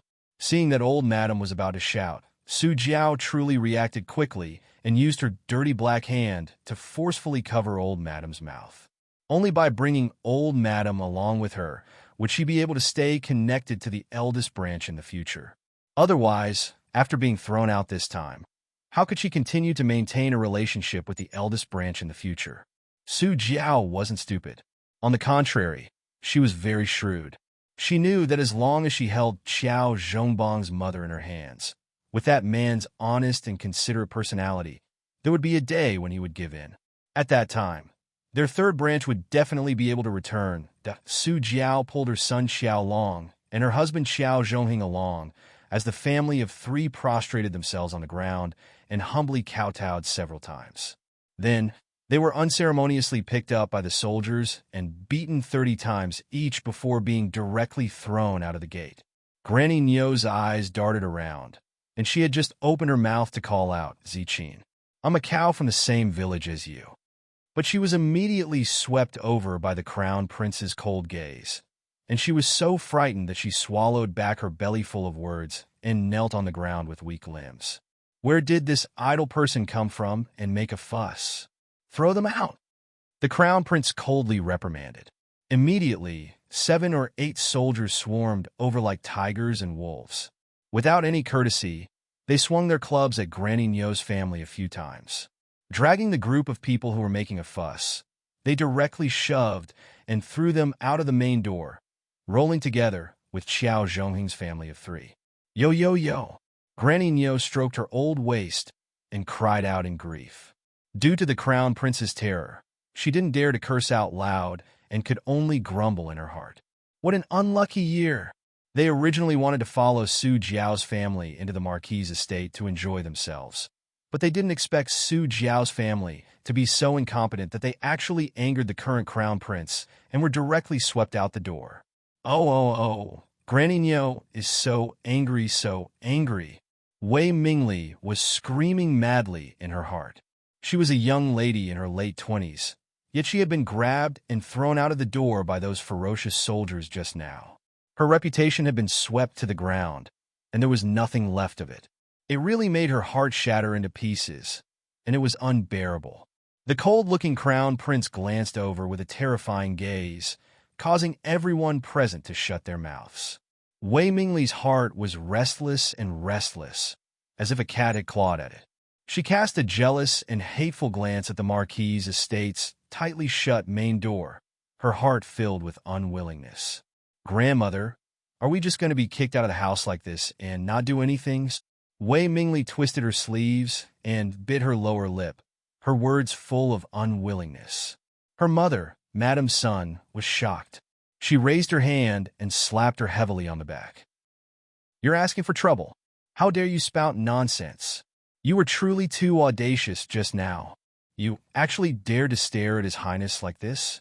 Aren't you afraid of angering His Highness and beheading you all at once? Oh, isn't it because the young lady's heart is rippling? TSK, shameless, shameless. Chapter 581. Don't tell me you're delusional enough to think that you can win His Highness's favor with your looks. Eldest brother Wei's wife, Madame Ne Bo, was fuming because she hadn't gotten anything good out of the Marquis's estate. When she heard Madame Ne Sun's words, she immediately mocked and ridiculed Madame Ne Sun and her daughter, as usual. How could Wei Mingli suppress her anger? She pointed at Madame Ne Bo and shouted angrily, What do you mean? What's wrong with my looks? Who am I ugly to look at? You look like a crooked date, yet you still dare to mock others? Don't worry about it. Madame Ne Bo flew into a rage. while Madame Nason was so frightened that she kept quiet out of fear. She tugged at her daughter's clothes and urged her to shut up. "You little bitch who doesn't know how to choose your words. Is this how you speak to your elders?" How could Madame Nebo be trifled with? The second branch and their daughter had humbly relied on the eldest branch for a living all this while. Now, they actually dared to defy her authority? How could Madame Nebo tolerate this? She rushed forward and grabbed Wei Mingli's hair with her broad and fat body. Slap, slap. She slapped Wei Mingli's face twice. "I'm hitting you for not knowing your manners. You little bitch. You still dare to take advantage of me." Ah! Wei Mingli only felt pain from Madame Nebo's fingernail scratching her left cheek. When she touched it, there was a trace of blood. She immediately felt angry, hateful, scared, and furious. "Little bitch, you're delusional to think you can fly to the top. Why don't you look at your own face in the mirror? Only a blind man would fancy you. That's the high and mighty crown prince. Who do you think you are? Don't say that other people look down on you when you're the one who's cheap." Madame Nebo's mouth was as sharp and unkind as she could be, scolding Wei Mingli until she cried in anger. Madame Nason was also clumsy with her words. She didn't dare to argue with Madame Nebo, so she pulled her daughter's hand and urged, all right. Don't talk so much. Don't quarrel with your eldest aunt." Wei Mingli only felt a chill in her heart. She abruptly flung Madame Nason's hand away and screamed shrilly, "Get lost! Are you still my mother? Seeing your own daughter being bullied like this, you still have the face to persuade me not to say anything? It was that old woman who was scolding me. I hate you! I hate you! I hate you to death!" Wei Mingli burst into tears. She turned around and ran like mad, disappearing in a short while. Madame Sun was so scared that she trembled all over. She licked her lips and begged Madame Bo, "Sister-in-law, don't be angry with a child. You see, it's our first time in the capital. There are many adults here. What if Mingli gets lost?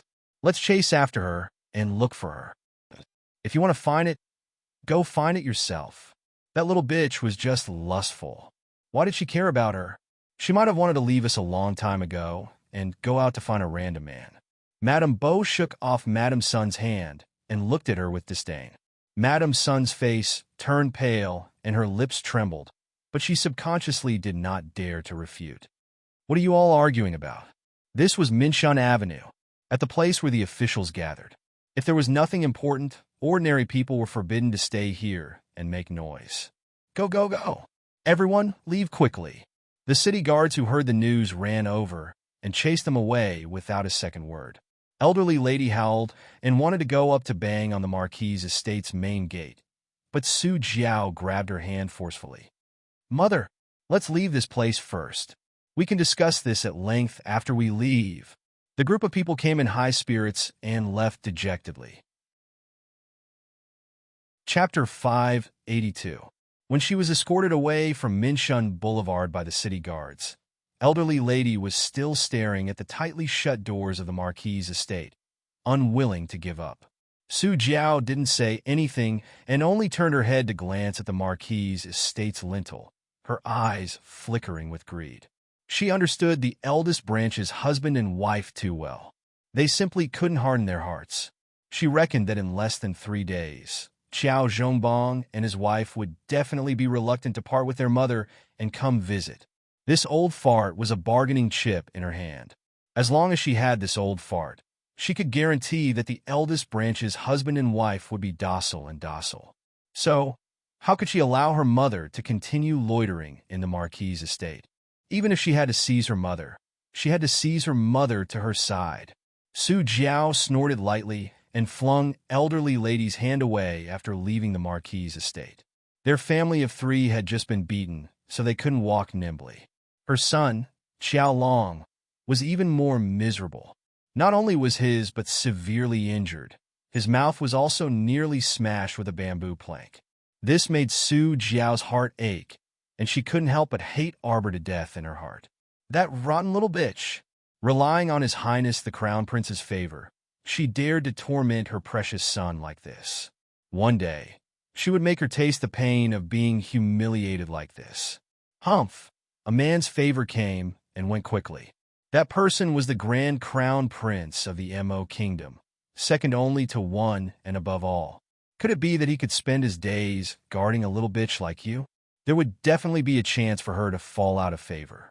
At that time, she would definitely make you pay with your blood. That elderly lady started to pant after walking a few steps. She had been pampered all these years and lived like a prince. If she wasn't in a palanquin, she would be in a sedan chair, so there was no need for her to walk. Su Jiao turned to glance at elderly lady and cursed this cursed old woman in her heart. However, she still put on a virtuous appearance and helped elderly lady to Granny Nyo's family's donkey cart. At this time, she still had to rely on this old woman. It would be fine when she returned to the Marquis's estate one day. Before Qiao Zhongbong and his wife came looking for her, she had to serve this old woman well and let this old woman know that she was a very filial person. It was just that this time, Su Jiao's scheme was probably going to fall through completely. Qiao Zhongbong had been disappointed in his mother over the years. He would never take the initiative to bring his mother back. Moreover, since the Crown Prince had given the order to move the Empress Dowager out of the Marquis's manor so that his third brother's family could be filial to her, he wasn't stupid enough to go with the flow. As for Wei Ziqin, she had long given up hope. She wished that the Empress Dowager would go far away and never disturb them again. At this time, Su Jiao still didn't know. Along with Qiao Zhongheng and his wife, they had been doing their best to show filial piety to this old lady along the way. They took care of every aspect, which comforted old Madam. He thought that even though his eldest and second sons were unfilial, and he had been chased out of the Marquis's household by his descendants at an old age, at least he still had a filial youngest son and daughter-in-law. It couldn't be considered too bad. After the group of ragged beggars were escorted out of Minshun Boulevard, they looked at the people coming and going on the streets and practically didn't know where to go. They didn't have money, and they were almost out of grain. They didn't even have a place to stay at this time. What should they do? Qiao Zhongheng was already regretting it at this time. He thought that he should have bitterly begged to hug his eldest brother's thigh instead of acting like a big shot and acting like a tyrant. Chapter 583. As for Wei Mingli, after she impulsively ran away from Minshun Avenue, she ran madly along the road. As she ran, she started to regret it. The road ahead was boundless, and she didn't know where to go. Wei Mingli dazedly looked at the unfamiliar faces coming and going, and her footsteps gradually slowed down. Suddenly, she was knocked over by a passing carriage, and her entire body crookedly fell to the ground. She didn't feel the ice-cold ground in her impression, and instead threw herself into a warm embrace filled with ambergris. "Miss, are you all right?" A man's voice sounded beside her ear. Although it wasn't as magnetic and pleasant as His Highness the Crown Prince's, it was still passable. Wei Mingli looked up and met a pair of slightly swollen large eyes with thick eyebrows. The man's face wasn't the slightest bit handsome and could only be considered regular features. It truly couldn't compare to His Highness the Crown Prince, who had slightly raised phoenix eyes and a gorgeous appearance. Wei Mingli couldn't help but be taken aback. Why did she link everything to the Crown Prince? Her small face couldn't help but blush slightly. Could it be that she really was a young girl in love? Of startled Mississippi, the man's gaze flickered as he looked at Wei Mingli, and he extended his hands to help her up from the ground. Wei Mingli was a bit embarrassed by the other party's scorching gaze. Although she came from the village, she was still a young lady in her late 20s. She was a bit shy from the man's gaze, and her neck drooped. Just as Granny Nyo, Su Jiao, and the others were searching the streets for a place to stay, the Qiao family in the Marquis's estate finally had a harmonious and beautiful reunion dinner. Without the disturbance of unrelated people, everyone was in a cheerful mood, and the meal was very sumptuous. A little later, the Crown Prince took his leave and very naturally held the little fellow's small hand as they left the Qiao estate together. It was only after they boarded the carriage that Arbor rolled her eyes at him. She clearly didn't have to return to the palace, but this person insisted on bringing her along. This guy had completely let go at this time and didn't even avoid her younger brothers and sisters. He held hands whenever he wanted and hugged whenever he wanted. He truly did as he pleased. You could do whatever you want in your own home. The Crown Prince smiled as he carried the little fellow onto his lap. He hugged her waist and whispered into her ear, "You must be tired after a long day. Do you want to sleep for a while?" Arbor felt his ears warm up and reached out to rub them. The Crown Prince let out a muffled laugh. He pulled down her little hand and helped her rub it. His gesture was very gentle. After he was done, he chuckled, "Your ears are itchy? What a bad person." Arbor turned his head and glared at him. But their faces were so close that when Arbor turned his head, his little mouth brushed past the corner of his mouth. It was as gentle as a feather, quietly plucking at his heartstrings. Our dear Xiao Mu's entire body froze. The Crown Prince wasn't any better than her. He stared at her in a daze, deep whirlpools churning in the depths of his eyes. The little fellow saw that the situation was not good and wanted to run away after teasing him. He struggled on his knees and was about to break free from his embrace and roll to the other side of the carriage. The Crown Prince scooped her back and fixed her on his lap. He lowered his head and exhaled a mouthful of cold medicinal power into her ear. "Want to run?" A certain person instantly realized that her little hands and feet were somewhat unable to move. A pair of watery eyes widened as she angrily glared at his face that was close to hers. This guy was an apothecary, so how could he carelessly use medicinal power on her? What kind of medicinal power was this? Chapter 584. Heavens! Why was the drug so strong? It made her feel weak all over, and she couldn't even lift her arms and legs? Arbor glared at him. "Oh, you're definitely not convinced by using medicine like this. I'll let you use talismans on me first." The Crown Prince grinned as he pressed his face against hers and exhaled softly. The great Crown Princess was instantly revived. She took out a few talismans and pasted them all on the Crown Prince's forehead. The talismans floated around the Crown Prince's head. After a while, the Crown Prince burst out laughing. How annoying! These talismans were completely ineffective on him. In a fit of anger, Arbor reached out and circled his neck without thinking. She opened her mouth and bit his chin. She clearly felt the Crown Prince's body tense up, and her little mouth opened. His slender index finger caressed her little face, and he chuckled softly. "You bit the wrong place, baby." Xiao Mu raised her head, and her small and round chin abruptly landed in his palm. She was just scratching her head in bewilderment when she suddenly felt her mouth being filled with warmth. In her daze, she heard the man chuckle lightly. "Bite here, darling. Harder." Darling Xiao quivered and almost jumped up, her head hitting the roof of the carriage. But that was just a thought. Her entire body was weak from the effects of the medicine, and she couldn't lift her arms or legs at all. This bastard, what was he doing? Wasn't he kissing her? Being glared at by a pair of round eyes, the Crown Prince couldn't help but laugh and couldn't kiss her anymore. He scooped her into his arms. "You keep staring at me. Do you still want to bite me? Here, I'll let you bite." Arbor, this baby suddenly doesn't want to talk to you anymore. If you don't want to talk, then I'll continue kissing my baby. The Crown Prince moved closer to her little mouth. Our dear Xiao Mu raised her hand and pressed it against his chest. Only then did she realize that she could move her arms and legs. Wow, this bad guy. One moment he could make her move. The next moment he made her unable to move. He was so annoying. She tugged at his long hair angrily. "Didn't you say that it was just a title and nothing else?" He revealed his wolf's tail so quickly. Wasn't he afraid that she would bite him? No, she couldn't bite him either. Once she did, he would take advantage of her. And it's just a title. The Crown Prince looked at her innocently. After confirming their status, it was only natural for them to kiss, hug, and throw themselves at each other. "You were the one who pounced on me and bit me. Do you still want to bite? Baby, I'll let you bite me whenever you want." Arbor, that does seem to be the case. "Don't." Arbor looked at him speechlessly, his little stoic face unable to maintain a straight face. The Crown Prince was amused. He reached out to hug the little fellow and caressed her. He looked at her with a face full of regret. "Next time, if you want to bite, just bite as much as you want. Don't hold it in, okay? I really don't want to talk to you anymore. By the way, baby, aren't you going to give me a gift in return?"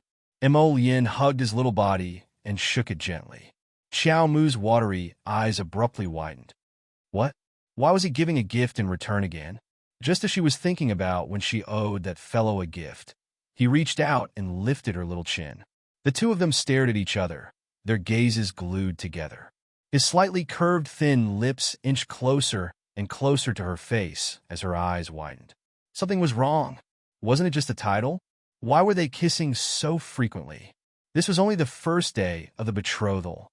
Whoosh! An arrow pierced through the air and suddenly streaked past her eyes, shattering the seductive atmosphere in the carriage. Chapter 585. The Crown Prince's gaze sharpened, and he took the opportunity to throw the little thing under his body to protect her. With a flick of his sleeve, the arrowhead was shattered into pieces. The countless arrows that followed were all blocked by the defensive barrier that he had set up.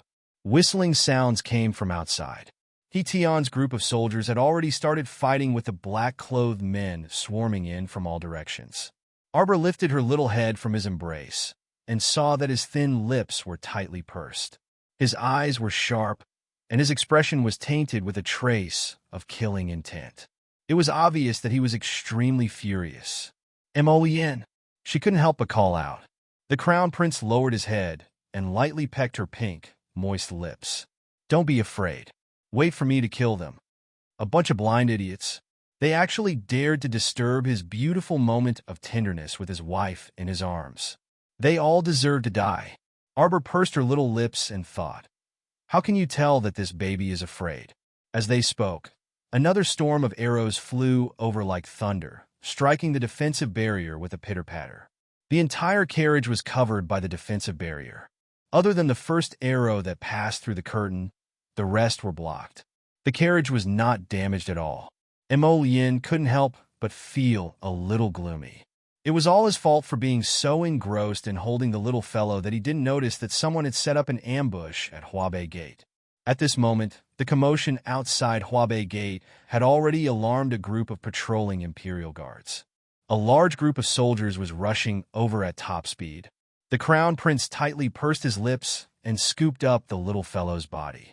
He swiftly darted out of the carriage, and a fierce look flitted across his phoenix eyes. In an instant, all the hundreds and thousands of arrows that were shooting towards the two of them stopped in midair and started to vibrate slightly, along with a light, gurgling sound. The hundreds and thousands of arrows abruptly turned around and flew towards the roofs where the ambush was set up. "Ah!" Ear-piercing screams continuously sounded, accompanied by black shadows falling from the roofs. Arbor turned to look at Tion and the others who were fighting with dozens of assassins.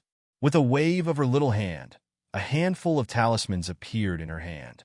The intermediate blue stun talisman was scattered in the wind. It was aimed at the group of black-clothed assassins.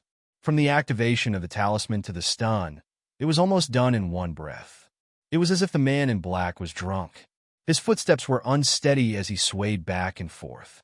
He couldn't even hold the sword in his hand. When Tion and the others saw this, they immediately took the opportunity to kill the assassins.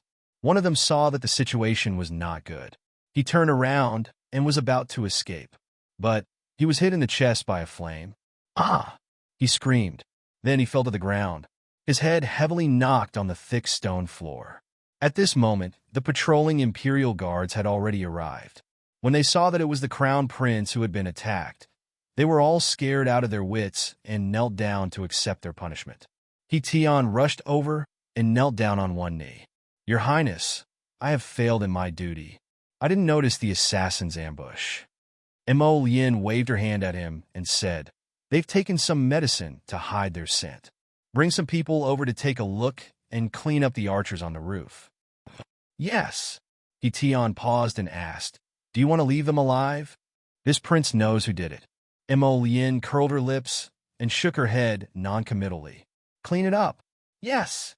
Tion led a group of Imperial Guards to clean up the mess where the archers were lying in ambush. Emolien held Arbor's little hand and walked to the black-clothed man who was rolling on the ground and clutching his chest. Chapter 586. The two of them looked at each other, then walked up to the howling black-clothed man and looked at him coldly. With a flick of her finger, Xiao Mu took out a blue talisman and struck the person on the ground. After the blue light flashed past, the man suddenly quivered and fell silent. "Who sent you to assassinate me?" Arbor asked coldly. The assassin rolled on the ground and opened his mouth to say to. Xiao Mu instantly felt her body lighten. Mo Lien reacted extremely quickly and tossed out a ball of fire that enveloped the assassin's entire body. At the same time, Xiao Qiao, who was hugging him, swiftly retreated backwards. Boom! The assassin suddenly self-destructed in the circle of fire that Mo Lien had set up. What happened? Arbor's eyes widened. She turned to look at Mo Lien, whose face was solemn and body tense. Mo Lien hugged the little girl and patted her back. She said softly, "It's okay." Arbor was confused. Why would my dictum talisman make him self-destruct? The dictum talisman was from the fourth jade slip of the golden talisman jade tome, just like the Vajra talisman and the invisibility talisman. With a single dictum talisman, anyone with a lower cultivation level than her would obediently speak the truth. That was why she had used the dictum talisman to ask about the assassin's identity. She didn't expect that the man would self-destruct. It has nothing to do with your talisman. Mo Lien hugged the little girl tightly and patted her back comfortingly. This person must have had a strand of his soul extracted and a hint planted in him. Anyone who tried to reveal the mastermind would be immediately detected and forced to self-destruct. So, what did he mean by two? Arbor believed that her hearing was good. She had heard the word that the black-clothed man had spat out clearly. Mo Lien curled his lips, and he whispered into her ear. At this time, He Tian and the others who were attracted by the huge explosion hurriedly turned back. When he saw that his two masters were unharmed, He Tian heaved a sigh of relief. In his heart, he cursed the 18 generations of the assassin's ancestors. Why did he have to stir up trouble? Couldn't he just stop for a while? The news of the crown prince being attacked at Huabei Gate quickly spread to the ears of the great king, the queen, and the other concubines of the imperial harem. They all sent people to express their condolences. The great king and queen summoned the crown prince for questioning that very night. Xiao Mu naturally didn't join in the fun. After Mo Lien sent her back to the Eastern Palace, she washed up and climbed into bed. At this time, the great king and queen summoned the crown prince into the main hall. They looked at him carefully before asking, "Who tried to assassinate you? Do you know?" "Your humble servant failed to protect you. Please punish me, great king." He Tian stepped forward and knelt down to beg for forgiveness. He Tian did not neglect his duty. "It was my son's carelessness," the crown prince said calmly. The queen glared at her son somewhat angrily and turned to ask He Tian, "Did you find out where the assassins came from?" He Tian immediately looked like he wanted to say something, but stopped himself. The great king said angrily, "What are you stopping yourself for? Speak."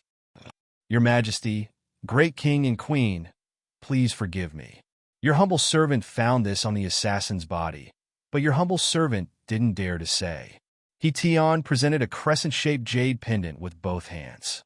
The great king snatched the jade pendant from him and suddenly became furious. "Guards, go and invite noble Consort Lin and the third prince here." Mo Lien's expression was leisurely. When Queen Zhao saw this, she became angry again. She pulled her son and said, "Imperial Mother heard everything. Today's incident happened because you accompanied that girl from the Qiao family back to her maternal home." Chapter 587. When Mo Lien heard this, he was immediately unhappy with his mother's disdainful tone. "Imperial Mother, what Qiao family's lass? That's your son's daughter-in-law, the crown princess that Imperial Father personally conferred upon her." The great king's mouth twitched at the side. He hated that he couldn't go up and give his son a slap on the back of his head. He was such a swindling brat all the time. Was he willing to issue this imperial edict? That was because he was threatened and forced. That day, the words that this damned son said to him in the imperial study, if he said it out loud, his mother would be angered to death. On account of their relationship as husband and wife, he was too embarrassed to tell Queen Zhao that her son was such a swindling person. In the end, The great king was infuriated when Queen Zhao received the news early this morning. She rushed to his study and angrily scolded him.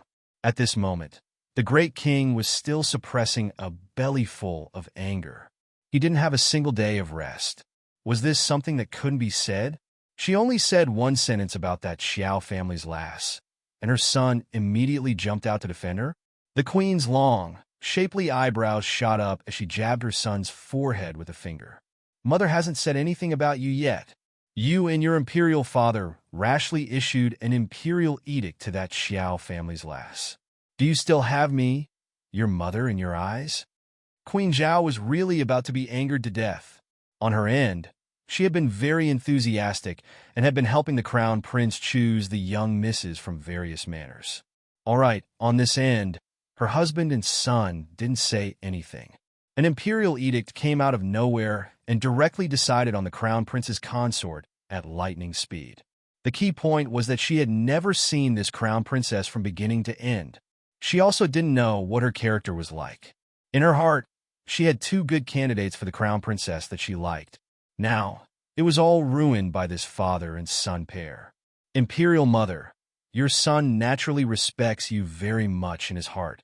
Mo Lien was all smiles as he helped his mother to the side to sit down. But your son's daughter-in-law is also very more important. If your son can't marry this daughter-in-law, your son will have to be a bachelor for the rest of his life. The great king picked up a book and threw it at the back of the crown prince's head. This unfilial son, he really dared to shoot his mouth off in front of his mother. He did not even mention such shameless words in front of his queen. As expected, Queen Zhao widened her eyes in shock. She looked her son up and down, as if she wanted to see if he was telling the truth or not. Mo Lien tilted his head and dodged the book that his father threw at him. He looked at his mother innocently. Queen Zhao saw that his expression was exceptionally serious, and she was completely curious about that girl from the Qiao family. In Queen Zhao's heart, her son was the most outstanding child in the entire kingdom. There was no girl in the world who could match up to her outstanding son. In the past 20 years, he had never seen him care so much about any woman around him. This crown princess, not to mention that his son had begged for her. Why was he so protective of her? How curious. In short, you put yourself in danger for that girl from the Qiao family. Mother is not happy, Queen Zhao said in dissatisfaction. Tomorrow night at the palace banquet, you should let mother see that good wife of yours, right? Mo Lien nodded and supported Queen Zhao as she said, Mother, my wife is still young. When the time comes, don't scare her. Your son only has this one daughter-in-law. If you scare her away, your son will have to be a bachelor for the rest of his life. Queen Zhao was both anxious and angry. She jabbed her son fiercely. You child, you talk nonsense all day long. The great king also glared at the crown prince in annoyance. Just then, they heard an announcement from outside. Great king, noble consort Lin, and the third prince have arrived. Tell them to get their asses in here. The great king roared angrily. Chapter 588. A woman dressed in a gold-embroidered brocade jacket and a lily-colored dress, who was close to 50 but had maintained herself well, was currently gracefully walking into the main hall. Behind her was a man in his late 20s, wearing an azure robe. His long hair was tied up high, and he could be considered fair and clean. This concubine greets the great king. Greetings to the queen. You raised a good son. Without another word, the great king picked up an inkstone and smashed it at noble consort Lin's head. Noble consort Lin immediately turned pale with fright. She abruptly prostrated herself on the ground and trembled as she asked, May I know why the great king is so angry? Smack! The inkstone smashed at noble consort Lin's feet, scaring her so much that she paled. You still have the face to ask us? The great king paced back and forth on the steps, stamping with rage as he said, Why don't you go ask your good son? Third son, Tung, immediately knelt down and repeatedly cried out for injustice. Royal father, royal father. What exactly did son do? Why are you treating royal mother like this? Is this yours? The great king picked up the crescent-shaped jade pendant from the table and threw it at Mo Tung's face with a smack.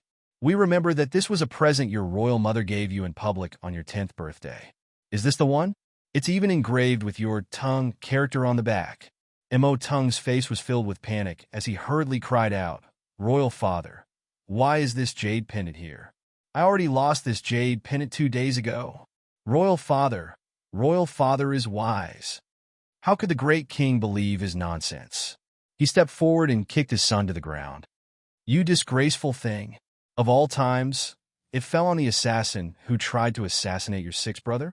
Do you think we're easy to fool?" Mo Tung's eyes widened in horror. He naturally also received news of the crown prince's assassination attempt at Huabei Gate, and at that time, he even rejoiced in his misfortune in the palace. He didn't expect that this inexplicable fire would burn him all of a sudden. What was going on? He didn't do anything. This jade pendant really had already disappeared 3 days ago.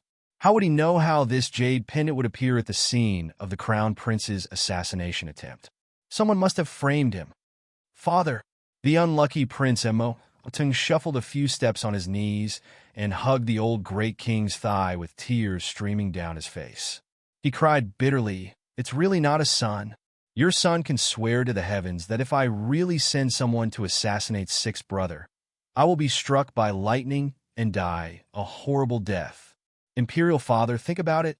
If it was really his son who sent someone to assassinate his sixth brother, how could he leave such evidence at the scene? Ah, Imperial Father, you have to believe me. I have never done such a thing." The crown prince glanced at the unlucky third prince and sighed. "Father, I also believe that this matter was not done by third prince." The third prince, Mo Tung, simply couldn't believe his ears. His younger brother, the crown prince, who was rumored to be like a spring breeze on the outside, but was actually extremely cold and heartless on the inside, was actually pleading for him today. The old great king kept a straight face, a hint of disdain hanging from the corner of his mouth. He moved his leg and pulled it out of Mo Tung's embrace. "There's no proof for this matter. I will send people to investigate thoroughly. From today onwards, stay in the third prince's estate and don't come out until the truth comes to light." Noble Consort Lin immediately collapsed to the ground and repeatedly cried, "Your Majesty, the third prince is innocent. Your Majesty. Your Majesty." The great king didn't want to listen anymore and instead angrily rebuked Noble Consort Lin. "You're also grounded for 3 days. Properly reflect on what kind of son you taught." Chapter 589. When the pitiful third prince was chased out of the main hall by the great king, he only felt the cold wind blow by, and his body also shivered. The crown prince followed him out and sighed as he looked at him. "Third royal brother, I believe you, but royal father won't listen to me either." When he saw that jade pendant, he insisted that it was third royal brother who did it. "Sixth brother?" The third prince abruptly turned his head, wishing he could grab the crown prince's hand and pour out his heart. However, the crown prince raised his fist to his lips and pretended to cough twice, avoiding the third prince's enthusiastic claws. "Sixth brother, you really have to believe me. I can swear an oath to the heavens." Mo Tung stuck out 2 fingers and swore. All right. Third royal brother, of course I believe you." The crown prince hastily interrupted his string of swearing, cursing him inwardly for being annoying. "Can't you let me finish speaking? This idiot, he's so stupid that he doesn't even know how to refute and only knows how to swear. What's the use of that? No wonder he was framed." Noble Consort Lin wiped her tears and said, "Your Highness Crown Prince, I hope you can investigate clearly. Tung is devoted to your Highness and definitely wouldn't do such a disobedient and immoral thing. Speaking of which, third royal brother was too careless. How could such a personal jade pendant fall into the hands of someone with intentions?" Mo Lien sighed and glanced at Mo Tung. "Actually, I originally had a very suspicious target in my heart. I could have mentioned it in front of royal father, but something like this happened to third royal brother." Mo Tung's ears twitched, and he hastily lowered his voice to ask, "Sixth brother, who do you suspect? Tell older brother in private so that older brother can have an idea. You also know that older brother isn't very astute, and is easily confused. Haha, why don't I say you're stupid? The Crown Prince ridiculed in his heart. However, he was all smiles on the surface. The Crown Prince also lowered his voice. The two brothers leaned their heads together and whispered, "Third royal brother. Actually, I feel that second royal brother is extremely suspicious. I also have a clue in my hands that points to him. Who knew that third royal brother's jade pendant would fall at the scene of the assassination? I can't help you explain yourself to Imperial Father." Mo Tung's face instantly turned green, and he smacked his thigh as if he had thought of something. He hurriedly said to the Crown Prince, "Sixth brother, elder brother thought of something, so I'll return to the estate first." Watching noble Consort Lin and the third Prince Mo Lien leave in a huff, Mo Lien muttered to herself, "Who has the time to play this kind of little game with you?" He didn't even have time to accompany his wife. This bunch of crooked melons and cracked dates looking for trouble for him. He'll just let them fight amongst themselves. "Your Highness, is the second prince planning to do something?" Hui Feng whispered as he followed behind the Crown Prince. "Why not? I let him assassinate me for nothing." Our dear Mo Lien was filled with anger when he recalled the seductive scene that was interrupted inside the carriage. Seriously, this second prince was tired of living. Since he dared to play assassination with him, then he'll find more people to play with him to his heart's content.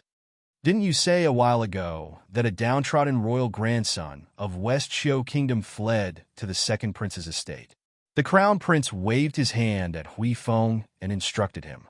Hui Feng's mouth twitched, and he nodded repeatedly before leaving to carry out the order.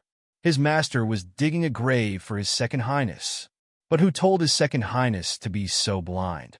Your second highness, you're on your own. Chapter 590.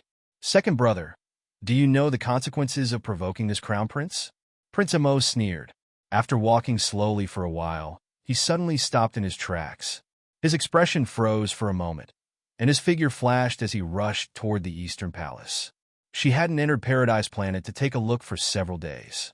Ever since that day, she tracked the poison-tailed butterflies and got rid of a poison master.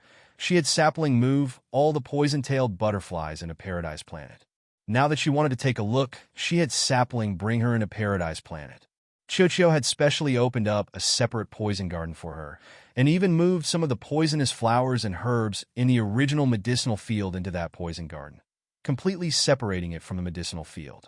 Now that she was strolling in the poison garden, she saw a group of colorful poison-tailed butterflies fluttering in the medicinal field. An enormous black shadow suddenly descended, flapping its wings as it flew toward her. Looking closely, the giant butterfly in front of her had already transformed into a human, with a pair of long and beautiful dark blue wings on its back. In the middle was the figure of a little lowly. This was the strange creature that had swooped down from the sky when she wanted to leave the Poison Master's courtyard that day. The queen of the poison-tailed butterflies had named her Xiao Xiao. Speaking of which, that pygmy poison master probably couldn't find peace in the underworld. The poison-tailed butterflies that he had nurtured his entire life were all taken in by this little fellow for her own use. The most interesting thing was that before he died, he didn't even get to see the poison-tailed butterfly queen. After the poison-tailed butterfly queen broke out of its cocoon, it happily pounced on classmate Arbor, directly acknowledging him as its master. Arbor thought that Pygmy would probably cry injustice to the king of hell when he entered the underworld. Tilting his little head, Arbor waved at Xiao Xiao, who was fluttering her wings. Xiao Xiao happily shrunk her figure, turning into a butterfly as thick as a finger, and fluttered into Arbor's hand. She cutely called out, "Master, master, you've come to see me." "That's right. How are you and your little friend staying? This place is great. The mystic energy is rich, and we're free. It's too suitable for us to live in." Xiao Xiao happily fluttered her wings. That's good. Arbor knew that her Paradise Planet was a good place to live, and the little fellows definitely wouldn't be dissatisfied. She was just asking casually. She stroked Xiao Xiao's wings. "Xiao Xiao, send some butterflies out with me. I want them to go somewhere to scout for information." "Yes, master." With a wave of Xiao Xiao's hand, 3 small black butterflies fluttered up to Xiao Mu, fluttering up and down. "Master, xiao xiao xiao xiao. Master," she said. "If there's anything you need, just tell them, and they'll do it." "Xiao xiao xiao, xiao xiao xiao." Xiao Mu nodded. Although her small stoic face was expressionless, the sapling Qiuqiu could tell that its little master was still very happy. "Master, master, I can also go out. I can also work for you." The water child dashed over and bounced several times in front of Xiao Mu. "No need. It's just a small matter. You can all stay here." "Well, master, you'd better go out quickly. I can feel the crown prince's aura spreading over. He seems to be very angry," Qiuqiu said suddenly.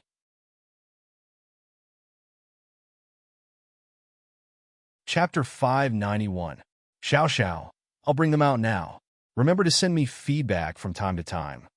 Arbor hurriedly had Qiuqiu send her out. Almost at the same time, she felt the crown prince's raging aura approach. With a whoosh, his figure landed in the bedchamber. He panicked. He hurried all the way back. But when he entered the eastern palace and saw the slender figure, he was clearly stunned. He looked her up and down in a daze. His entire heart seemed to settle down, and his expression relaxed slightly. "Where did you go just now?" Mo Lian appeared beside her in a flash and pulled her into his embrace. Xiao Mu blinked her eyes. I'm telling you, if you disappear without a word like this again, I'll tie you to my side one day and not allow you to leave my side." Mo Lian lowered his head and was about to bite the little fellow's mouth. Our dear Xiao Mu hurriedly reached out a small paw to block his lips and silently communicated with the sapling. "Can you bring Mo Lian into Paradise Planet now?" No. Last time, Qiuqiu was almost exhausted from bringing in so many living creatures from the outside world. The Crown Prince is such a big person. Let's wait a while. Arbor's eyes curved suspiciously. "Only one person? Last time, you brought in so many butterflies, but they were fine. Other than Master, living people are the hardest to bring in. It's another matter if they're dead." "Scram. Who are you talking about dying?" Arbor's beautiful brows immediately furrowed. No, I didn't say anything. The Crown Prince's cultivation is so high. How could anything happen to him? Wow, Master is so scary. She quickly smoothed things over. "Actually, Master, as long as your cultivation increases, it won't be so difficult to bring in living creatures in the future." Qiuqiu immediately said fawningly. "I believe in Master. It won't take long for you to have a big breakthrough." In Paradise Planet, Butterfly Queen Xiao Xiao looked at the fawning treant with disdain. She unhappily flapped her wings and returned to her poison garden. "Why aren't you saying anything?"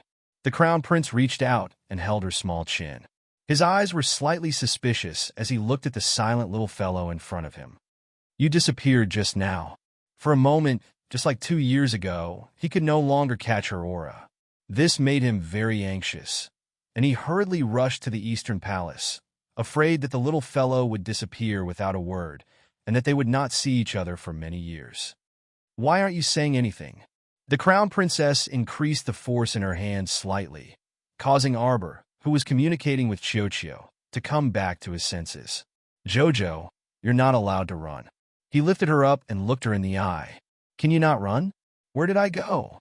Arbor looked at him speechlessly. It was all her fault that her cultivation wasn't high enough.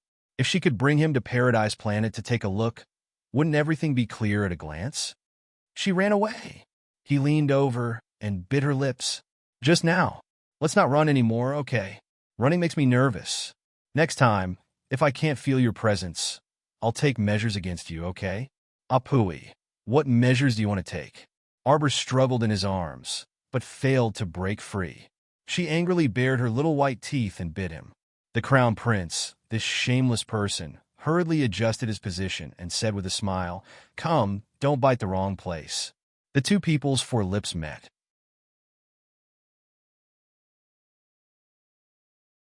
Chapter 592. Splash! A trickle of water splashed onto Prince Mo's face. Arbor's little finger was encircled by a ring of clear, spring water, glistening and flowing back and forth between her fingertips. At this moment, The handsome and otherworldly crown Prince Mo was looking at her in bewilderment with a head full of water, his long hair dripping wet. This appearance that Arbor couldn't help but snicker, and then burst out laughing. Mo Lien looked at her in a daze for a while, then suddenly hugged her tightly and said excitedly, "Jojo, Jojo." You smiled at Jojo. Look at this fool. Was it worth it to be so happy just because she smiled? He wanted to grab her and fly up. Arbor reached out a pair of little claws and rubbed his wet face, a faint gentleness flashing through her big eyes. You're wet. Go take a bath. Okay, then you should sleep early. Don't worry about the palace banquet tomorrow night. I'll go with you. Prince Mo rubbed the little fellow's forehead. Arbor snorted. I'm not worried at all. It's others who should be worried. If someone is blind enough to provoke me, I'll help you hit them back. Prince Mo immediately agreed without any restraint. Arbor pursed her watery lips, her eyes shining brightly. She poked his chest with a finger. I'll hit them myself. Okay. Hit them yourself. My Jojo is so powerful. You definitely won't be at a disadvantage. Prince Mo flicked his sleeves, and the water on his body was dried by an invisible fire. He placed her on the bed, held her little hand, and asked, "What was that just now?" "It's the power of the essence water that I fused with." Arbor tilted her little head to look at him. "It's just that my cultivation isn't high enough now, so I can only control this much water." "Very good." There was a hint of a smile in the Crown Prince's eyes as he rubbed her head. "You've yet to break through to the spirit realm, but you already control the most powerful water spirit, the Holy Spirit water that can crush 9th level spirit water. When you break through to the spirit realm, you'll naturally be able to use it with ease." 9th layer spiritual water? Arbor had never heard of it before and was curious. That's right, 9th layer spiritual water. When breaking through to level 15 Great Mystic Cultivator Realm, as long as one can comprehend one of the 5 spirits, they can enter the spirit realm. The Crown Prince explained, but normal mystic cultivators can only comprehend the 1st to 5th levels of the 5 spirits. Those who were able to comprehend the 6th level of spirit fire and water were all extraordinarily talented individuals within the spirit realm. You have surpassed the comprehension of the 9th level of spiritual water. I didn't comprehend anything. I can use the power of water after fusing with the essence water. The little fellow's explanation made a certain Crown Prince's mouth twitch. Yes. My Jojo is amazing. The Crown Prince laid her down and covered her with a blanket with a grin. He leaned over and gently kissed her forehead. Go to sleep. Where are you sleeping? Arbor suddenly asked. Are you keeping me? The Crown Prince was startled, and a mischievous smile immediately surfaced on his lips. The bed is quite big, so we can squeeze and sleep together. Pretend I didn't say anything. Darling Chow pulled the blanket over her little head and shrank inside, wrapping herself into a cocoon. The man chuckled softly and reached over to pull the blanket over her, insisting on pulling her little head out of the blanket. All right, hurry and sleep. Don't suffocate yourself. Be good, okay? Chirp. Receiving a kiss on her little face, the little one muttered and turned her face away.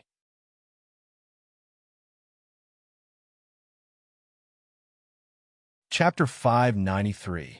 Sleep well. There's no rush to wake up early. Tomorrow, when I'm done, I'll come back and tell you a big joke. The Crown Prince narrowed his eyes and smiled. He reached out to tuck the little fellow in before leaving, until his bamboo-like figure gradually disappeared from the window outside the bedchamber. Arbor continued to stare in a daze. She suddenly shrank her head into the blanket and reached out to touch her slightly hot little face. His words lingered in her heart, and not long after, she poked her head out of the blanket. She was as timid as a small animal in the snowy night, her eyes especially bright in the dark night. There was only one candle lit in the corner of the room, and the faint yellow light spread out. After tossing and turning for a while, she didn't know when she fell asleep. When she opened her eyes, it was already late in the morning. Xiao Yao heard her movements and immediately walked over with a smile. She helped her freshen up and change her clothes with a smile on her face. Little mistress, did you sleep well last night? Not bad. Arbor pursed her lips. She thought that the crown prince must have given her some medicine. Otherwise, how could she sleep so soundly later on? That's great. Xiao Yao took out a red dress for her to change into. She said, Her Majesty the Queen is holding a small banquet tonight to see Little Mistress. Little Mistress, you don't have to worry too much. Her Majesty the Queen is an especially forgiving person. Arbor fiddled with the jade beads in her hand and said with a childish attitude, If she doesn't treat me well, I'll ignore her. Xiao Yao almost laughed out loud. She fiddled with her hair. Comb it again tonight. It's still early, so let's leave it like this for now. Does Little Mistress want to eat now? I'm not that hungry. I'll go read for a while. I'll just get some snacks later. It's better to eat some staple food. No need. I'll eat later. Get more food. After eating, I'll go to that whatever palace banquet. The little fellow waved her hand. She hugged the book and ran to the brocade couch by the window to read. Xiao Yao was a bit dumbfounded. After staring blankly for a while, she couldn't help but want to laugh. Little Master wanted to eat his fill so that he could join the battle later. Emolien didn't come back until the evening. Arbor saw her, put down his book, and ran over. I finished reading all the medical books. You can send them back now. It's snowing outside again. Emolien was very wet all the way, so he didn't go forward to hug her. Instead, he prepared to change his clothes. All right, send it back and see if there are any other medical books in the Imperial Physicians Building. Speaking of which, it was really funny. The old doctors of the Imperial Physician Building actually jointly wrote a letter to complain about him in front of his imperial father. The old great king even called the crown prince over and reprimanded him. But in the end, the crown prince still didn't return the book to the imperial physician, so the matter was left unsettled. The little fellow followed closely behind him. Then let's eat.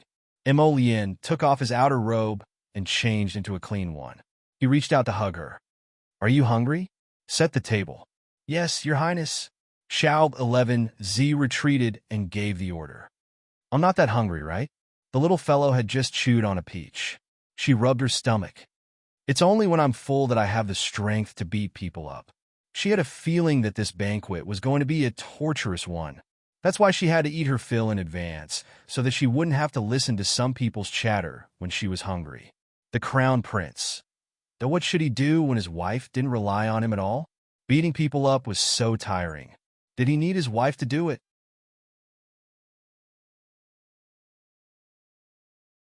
Chapter 594. That's right. I had nothing to do this afternoon, so I roasted 2 fish for you. But it's cold now, so let Xiao Yao heat it up for us to eat. Since he liked to hold her, she was too lazy to walk by herself. The two of them sat on the embroidered couch. Emolien turned the little girl's face and looked at her with a smile. Jojo is so capable. Can't do it. Arbor frowned. It doesn't taste good, and it's a bit burnt. You should roast it next time. It was also because these fish were born and bred in Paradise Stars Lake, so it was a pity to waste their rich, profound energy. Otherwise, she would have thrown them away. Jojo's cooking is delicious. As she spoke, Xiao Yao smiled and brought people forward to serve the dishes. 2 slightly burnt fish. Emolien was a bit surprised when she took the first bite.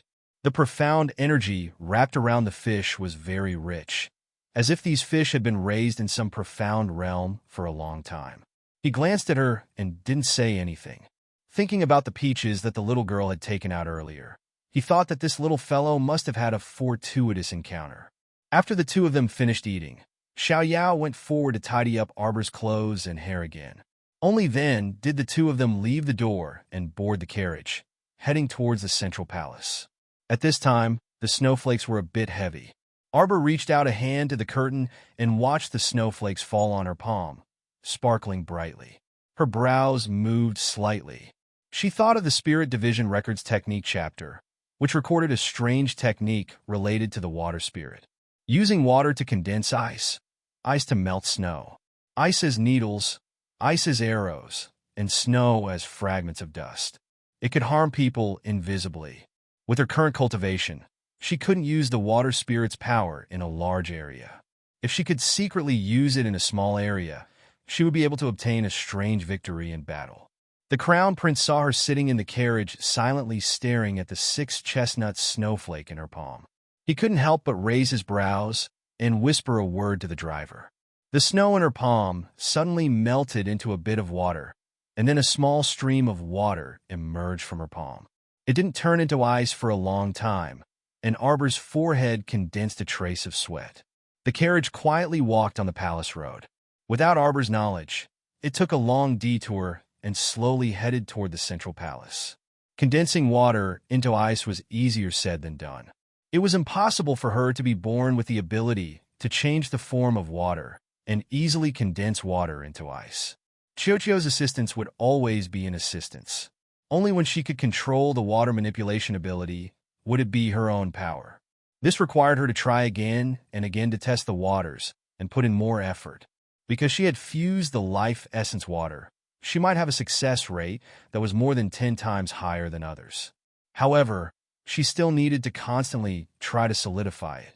There was nothing that could be easily obtained. The Crown Prince stared at her with a smile on his lips.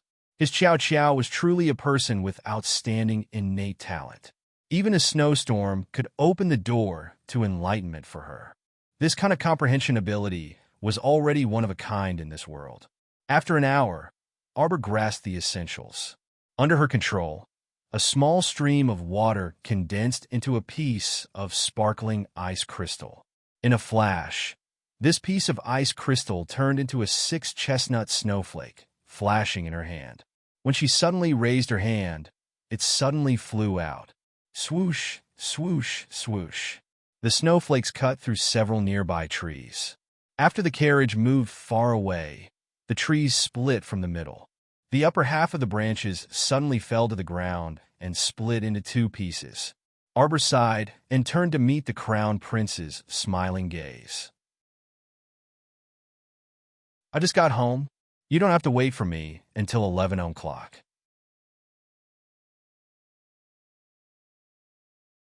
Chapter 595.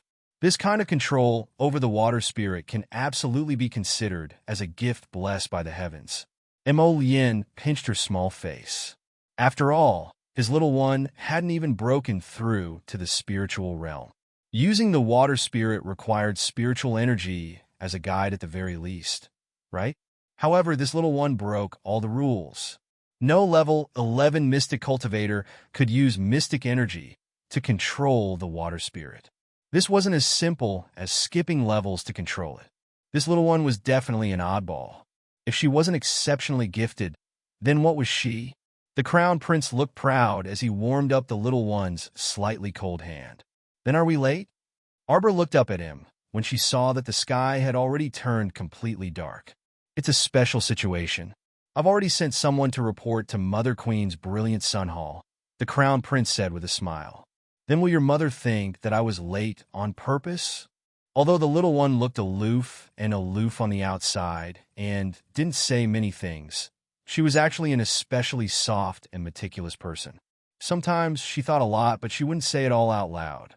Her intuition toward people was also especially sharp. She could almost instantly determine who was good to her and who was hostile to her. Mo Lien could already sense her slight uneasiness, so she quickly held her small hand and rubbed it. Mother Queen is a very magnanimous person, so don't be nervous. Besides, I'll always be by your side no matter what happens. We'll always stand together. I'm not nervous, Arbor said with a stoic face. If your mother doesn't treat me well, I won't talk to her. Prince Mo looked at this darling, not knowing whether to laugh or cry. All right, then I won't talk to her either. Let's both ignore her. Mo Lien nodded solemnly. Xiao 11Z and the other eunuchs and royal maids accompanying them almost staggered and knelt on the ground. Oh my, their Lord Crown Prince was originally a very willful and reckless person. Now great, the Crown Princess seemed to be 100 times more willful than their lord. What were they going to do in the future? Wouldn't their days be abnormally lively? Xiao Mu turned to look at him and harumphed, non-committally disagreeing with his words. The carriage did not take any more detours and quickly stopped at the entrance of the middle palace. The two of them got out of the carriage and didn't use the palanquin. Instead, they held hands and slowly walked through the snow. Xiaoba 11, Z quickly opened up an umbrella and called for the palace maids on the side to hastily hold umbrellas for their two willful masters. Along the way, the roofs and trees on both sides of the road were already covered in a thin layer of snow white. If this snow continued for the whole night, it would definitely accumulate again tomorrow. Inside the brilliant Sun Hall, where the queen was holding a banquet, a group of noble ladies with titles and daughters-in-law from aristocratic families were already seated, waiting for the banquet to begin. The queen was dressed in a golden and red robe with layers of clouds embroidered on the hem. She sat upright on the seat of honor, drinking tea leisurely from beginning to end, not saying a word. There were only a few whispers below, and no one dared to say anything, until the announcement of Consort Jing's arrival broke the apparent tranquility of the palace. All of the noble ladies with titles and daughters-in-law from aristocratic families stood up and bowed, saying in unison, "Greetings to Consort Jing." Her Highness Consort Jing, who had a slender waist and a voluptuous and tall figure, was dressed in a long red dress with rippling ripples. She wore a gorgeous hairpin with 8 treasures and pearls in her hair. With the help of the palace maids, she gracefully swayed her way to the first seat below the seat of honor. The top-grade pearls hanging next to her cheeks clanked as they bumped against each other as she walked. Chapter 596. Her red lips were slightly curved, and her figure was graceful. Although she was in her early 20s, she was dressed as pretty as a 15 or 16-year-old girl, so she didn't look too out of place. All the concubines and princesses also stood up to greet her. In front of Consort Jing, other than Her Majesty the Queen, who didn't need to worry about Consort Jing due to her precious and noble status, no one else dared to be careless. Dispense with the formalities. Consort Jing reached out to touch the jade tassel pendant that had been scraped to the side of her face, a frivolous smile hanging on her lips. She unhurriedly curtsied to Her Majesty the Queen, who was sitting at the head of the table.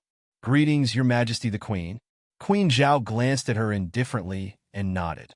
Consort Jing's but was just about to sit down on the first seat below the head of the table when Queen Zhao irreverently curled her lips and coldly said, "Younger sister Jing, you're sitting in the wrong seat. That's where the crown princess is sitting." Consort Jing's smile immediately froze on her pretty face. Cough.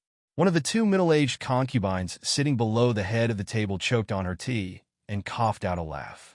Both of them were in their 40s and had maintained themselves well.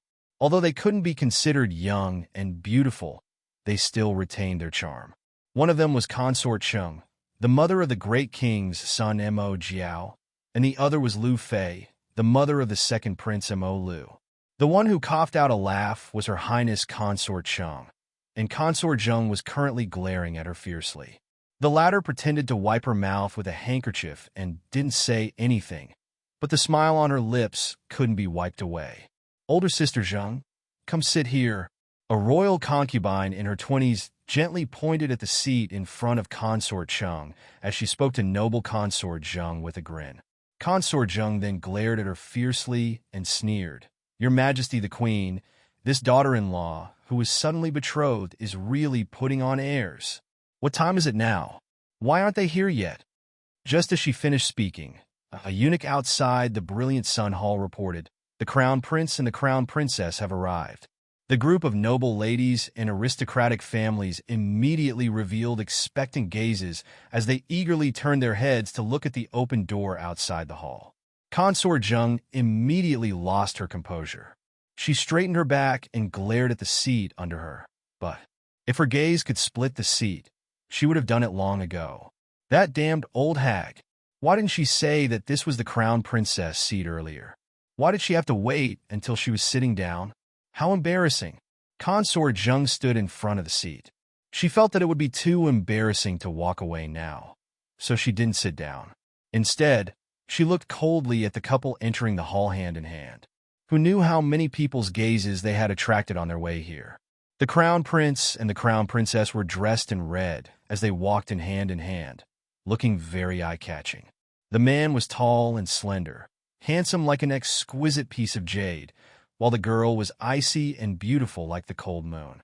No one could find a single flaw in their appearances, so much so that everyone couldn't help but think the same thing in their minds when they saw this scene. A match made in heaven.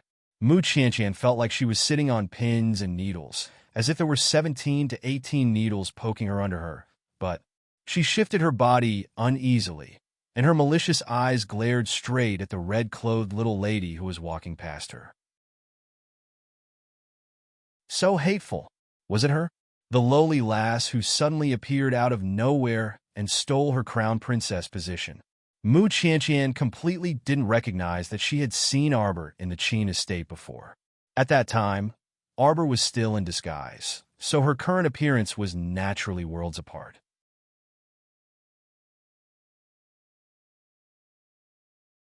Chapter 597. Abruptly, Arbor turned his head, and his icy eyes apathetically shot a vicious glance at Mu Qianqian.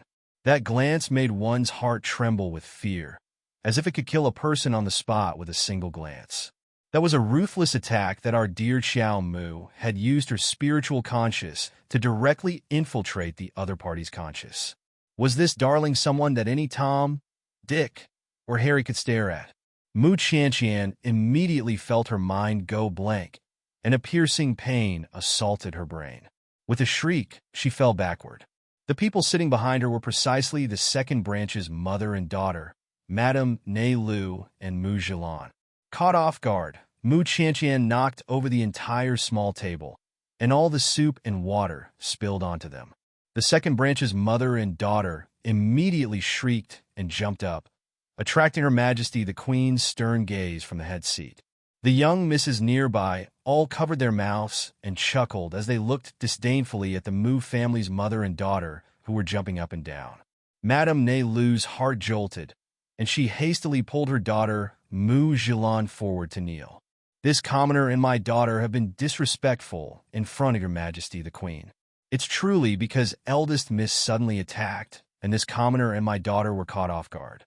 Mu Qianqian also hastily knelt forward and cried pitifully, Your Majesty is wise. Just now, when she passed by Qianqian, she used some kind of witchcraft to glare fiercely at Qianqian, which caused me to suddenly lose my balance and fall backward. As she spoke, Mu Qianqian raised her sleeve to point at Arbor's back. Slap her! The crown prince abruptly turned around and shouted sternly. Mu Qianqian's eyes bulged in shock as she dumbfoundedly looked at His Highness the Crown Prince, who had suddenly turned hostile and merciless. Just as an indoctrination nanny was about to step forward and press down on Mu Qianqian with a wooden plank, Mu Qianqian wailed, Your Majesty the Queen, Your Majesty the Queen. Qianqian doesn't know what she did wrong to anger His Highness the Crown Prince. Is the Crown Princess someone a wicked commoner, like you can casually point fingers at? What her? Her? Who is she? The Crown Prince glared at the indoctrination nanny who had stopped and said ruthlessly, Don't you know how to hit her? Do you want us to do it personally? Double it? The indoctrinating nanny's heart shuddered, and she promptly slapped Mu Qianqian's mouth with the paddle. After 3 hits, Mu Qianqian's originally glossy and seductive red lips broke, and tears streamed down her face like beads from a broken necklace. When Queen Zhao saw this, she couldn't bear it anymore. The queen previously had 3 or 4 crown princess and secondary consort candidates that she favored, and one of them was this Mu Qianqian. Although Mu Qianqian's father wasn't an official in the imperial court, he was the family head of one of the capital's 8 great patrician families, the Talisman patrician family. Moreover, it was said that this Talisman aristocratic family was a branch family of a Talisman aristocratic family in the Divine Prefecture. Their influence was absolutely not to be underestimated. That was the mysterious divine land that was praised by tens of thousands of people. Compared to the Shuntian manor behind Consort, it was naturally one level higher. If the crown prince were to marry the daughter of such an aristocratic family, it would definitely be of great help to him. The other few were also daughters of high-ranking officials or daughters of aristocratic families. Their looks and knowledge were all very good, so they were more than qualified to be secondary consorts. However, she didn't expect that father and son pair to pull off such a stunt and casually settle on the crown princess candidate. At this time, the queen was currently sizing up this crown princess. She saw that she was only 14 or 15 years old, but her small face was glistening, snow-white and jade-like. However, what was up with that expressionless small face? I'm done for today. I'll try my best to add more chapters tomorrow. I've always been writing 6 chapters a day. Older sister, I had to take 3 days of leave to write the first 10 chapters. How could I take leave every day?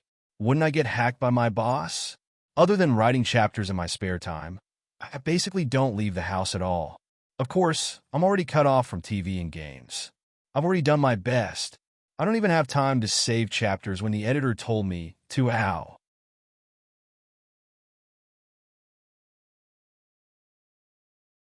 Chapter 598. Greetings to Royal Mother. Prince Emma walked up while holding Jojo's small hand and curtsied to his mother. After witnessing the Crown Prince's severe punishment of Mu Qianqian, the group of royal concubines, madams, and noble ladies all tacitly understood that the Crown Prince attached great importance to this consort. No one would continue to idiotically provoke this Crown Princess's dignity in front of the Crown Prince. Therefore, they all obediently curtsied to the Crown Prince and Crown Princess. Our dear Xiao Lin, who was at the back of the crowd, couldn't help but twist her small body in excitement. Her mother, Wei Ziqin, patted her small hand lightly and shot her a warning glance before she finally settled down. Wei Ziqin had arrived early with her daughter, but her eldest daughter didn't show up even after waiting for a long time. Now that she saw the Crown Prince personally escorting her eldest daughter over and even defending her in front of others, she couldn't help but be extremely delighted. She liked this son-in-law no matter how she looked at him. Queen Zhao was a protective mother, so she naturally wouldn't embarrass her son in front of everyone. Even if she disapproved of our dear Xiao Lin's stoic face, she naturally wouldn't show it on the surface. She had them dispense with the formalities with a chuckle and secretly cast a glance at her son. Truly, her son had grown up and she couldn't do as she wished. Could it be that she would eat the Crown Princess up? She even specially sent the Crown Princess over. She couldn't see how this little lady was worthy of her peerlessly outstanding son. She could tell at a glance that this young lady had an icy temperament. Her small face didn't even have the slightest hint of a smile when facing the elders. Heaven knew how much her son would suffer from chasing after her. When she thought of how such a good son would suffer grievances in front of a young lady, Queen Zhao didn't feel good about it. In Queen Zhao's opinion, her son was the best in the world. When young ladies saw him, they should be like Mu Qianqian and the likes, swarming over like bees. How could they be like darling Xiao, indifferent and expressionless all day long? Our dear Xiao Lin keenly detected a trace of dissatisfaction coming from the queen's direction, and she looked up with a frown at the queen with sparkling eyes. What the heck? You actually dare to frown at me? Queen Zhao kept complaining in her heart, but she didn't show it on her face. All right, leave your crown princess behind. The queen grumbled in annoyance and glanced at the crown prince. The crown prince nodded with a smile. Then this subject will come back in 2 hours to bring the crown princess back. Queen Zhao wished she could send the crown prince flying with a smack of the back of his head. Her expression was simply brilliant. The expressions of the other concubines and noble ladies were also quite interesting. Could these women eat the crown princess or something? Wasn't it just a small banquet in the palace? The crown prince was still worried about sending her back and forth. She was really a delicate girl. It looked very worrisome. Queen Zhao was thunderstruck by the stoic face again. The stoic face was expressionless from beginning to end. When she heard the crown prince say he was going to pick her up, she took it as a matter of course. Just as everyone was madly ridiculing her in their hearts, they saw the little stoic turn around and say to the crown prince, "How about an hour? I'm sleepy." The crown prince nodded happily and patted the little fellow's head. Okay. Queen Zhao and all the concubines were flabbergasted. Consort Jing couldn't resist laughing out loud and mocking. The crown princess really is delicate beyond belief. You just came to attend the banquet and want to leave immediately? TSK, TSK. Where are you putting Her Majesty the Queen's face? The little stoic turned to look at Consort Jing and creased her brows. You are the queen?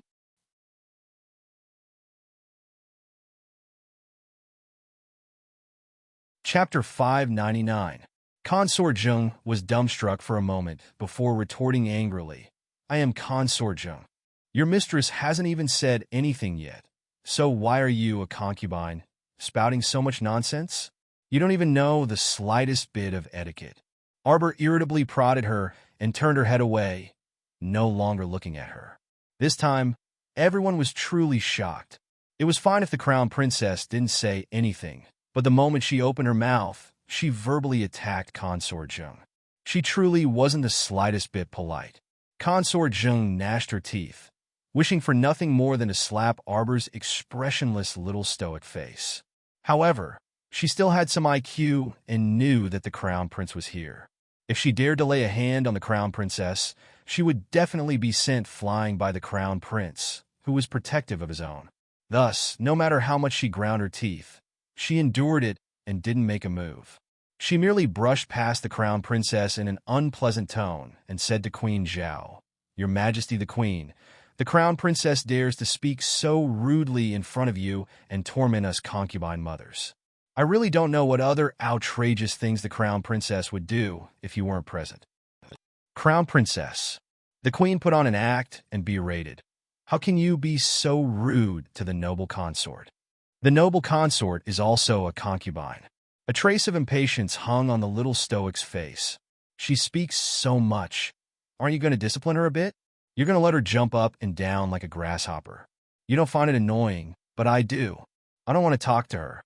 So please make her shut up. Queen Zhao was actually left speechless. Pfft. A pretty and delicate girl about 18 or 19 years old abruptly laughed out loud. Immediately after, she attracted a slight glare from her lady mother, and the girl playfully stuck out her tongue before closing her small mouth. She then secretly winked in Arbor's direction. That's 8th sister Mou. She has a good temper. If you're bored, you can go find her to play. Mo Lien curled his lips as he whispered while tugging at Xiao Qiao's small hand. Consort Zheng's expression could no longer be described as ugly.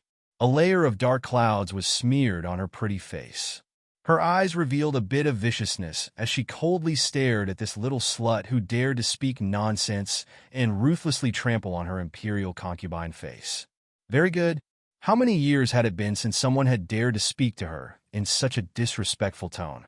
That slut who dared to provoke her imperial concubine had long been drowned at the bottom of the pond in the imperial garden and turned into a pile of mud. She couldn't be more dead.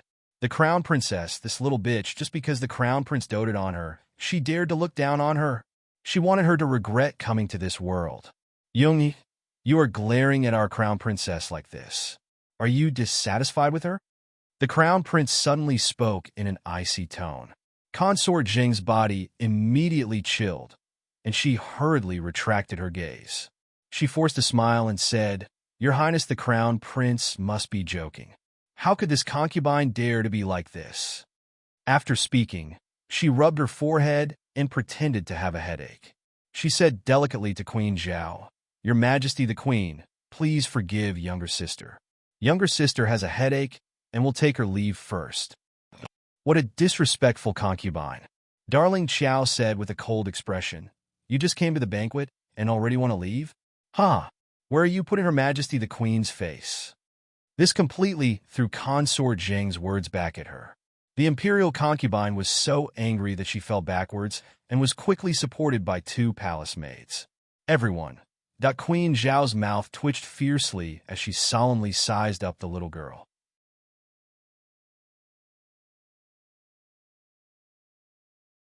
Chapter 600. Consort Zheng's favor in the imperial harem had never declined. It could be said that she had covered half the sky with a single hand for so many years, but Queen Zhao had never seen her suffer such a setback in recent years. Now that she saw her trembling from anger after hearing a few words from the crown princess, Queen Zhao needed to take a good look at this daughter-in-law of hers. She was truly a capable person, that this child was young and appeared to be very aloof. She didn't seem to speak much, but unexpectedly, her venomous words could infuriate someone to death. Queen Zhao glanced at a certain person who was so angry that her chest was heaving up and down slightly. Her lower lip inwardly twitched, and a faint smile appeared on her face. Jung he had been domineering for many years, and it was rare to meet a young lady who could infuriate her half to death with a single word. Needless to say, Queen Zhao was secretly pleased. Looking at Arbor's stoic little face, she found her somewhat pleasing to the eye. The young lady that her son liked was definitely extraordinary. Queen Zhao thought to herself, I'll just observe for now. Royal mother, then this son will take his leave first. I'll come back to pick up my crown princess in an hour. The crown prince held Arbor's small hand and even escorted her to her seat. Only then did he bow to the queen and take his leave. Queen Zhao really wanted to pick up the teacup next to her and throw it at his head.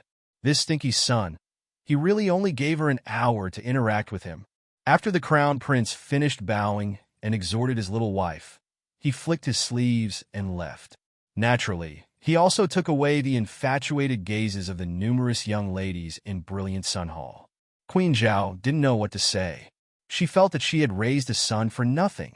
Consort Jung originally wanted to flick her sleeves and leave, but after the queen said, "Younger sister, are you really not giving this consort face like the crown princess said?" She could only grit her teeth and sit down next to Consort Chung. Her handkerchief was twisted so tightly in her hand that it was almost about to be torn to shreds. Noble Consort Jung, the crown prince consort is still young, and it looks like she has an innocent and unaffected temperament, so don't bicker with her. Consort Chung drank a mouthful of tea as she said this to noble Consort Jung with a chuckle. Consort Jung didn't say anything, but there was a cold smile on her lips. On the other end, after Mu Qianqian was scolded, her mouth was already completely rotten. Madame Mu couldn't bear it and wiped her tears, but she didn't dare to take her daughter away at this time. She could only watch her daughter sit there with a rotten mouth, as if sitting on pins and needles, and accept the malicious sneers of the noble ladies around her. Mu Qianqian cast her resentful gaze at Arbor from time to time. Her entire heart was rather uncomfortable when she saw that lofty person sitting in the first seat below the queen. It was all because of that slut that the crown prince punished her in public, making her unable to raise her head in front of everyone. The mother and daughter of the Mu family's second branch didn't have it easy either. Their heads were drenched in soup, and they were only wiping them slightly, so their complexions weren't good right now.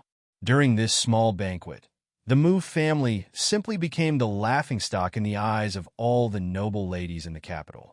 Today's small banquet was held to let you all recognize the crown princess. The queen said dryly, "The crown princess mother, please step forward." Wei Ziqin stepped forward and performed a proper curtsy. "This subject greets your majesty."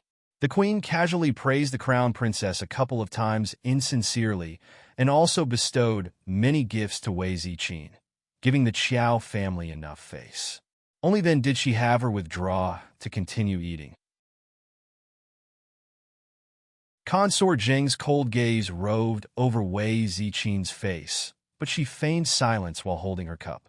At this time, a woman suddenly stood up and curtsied to the queen.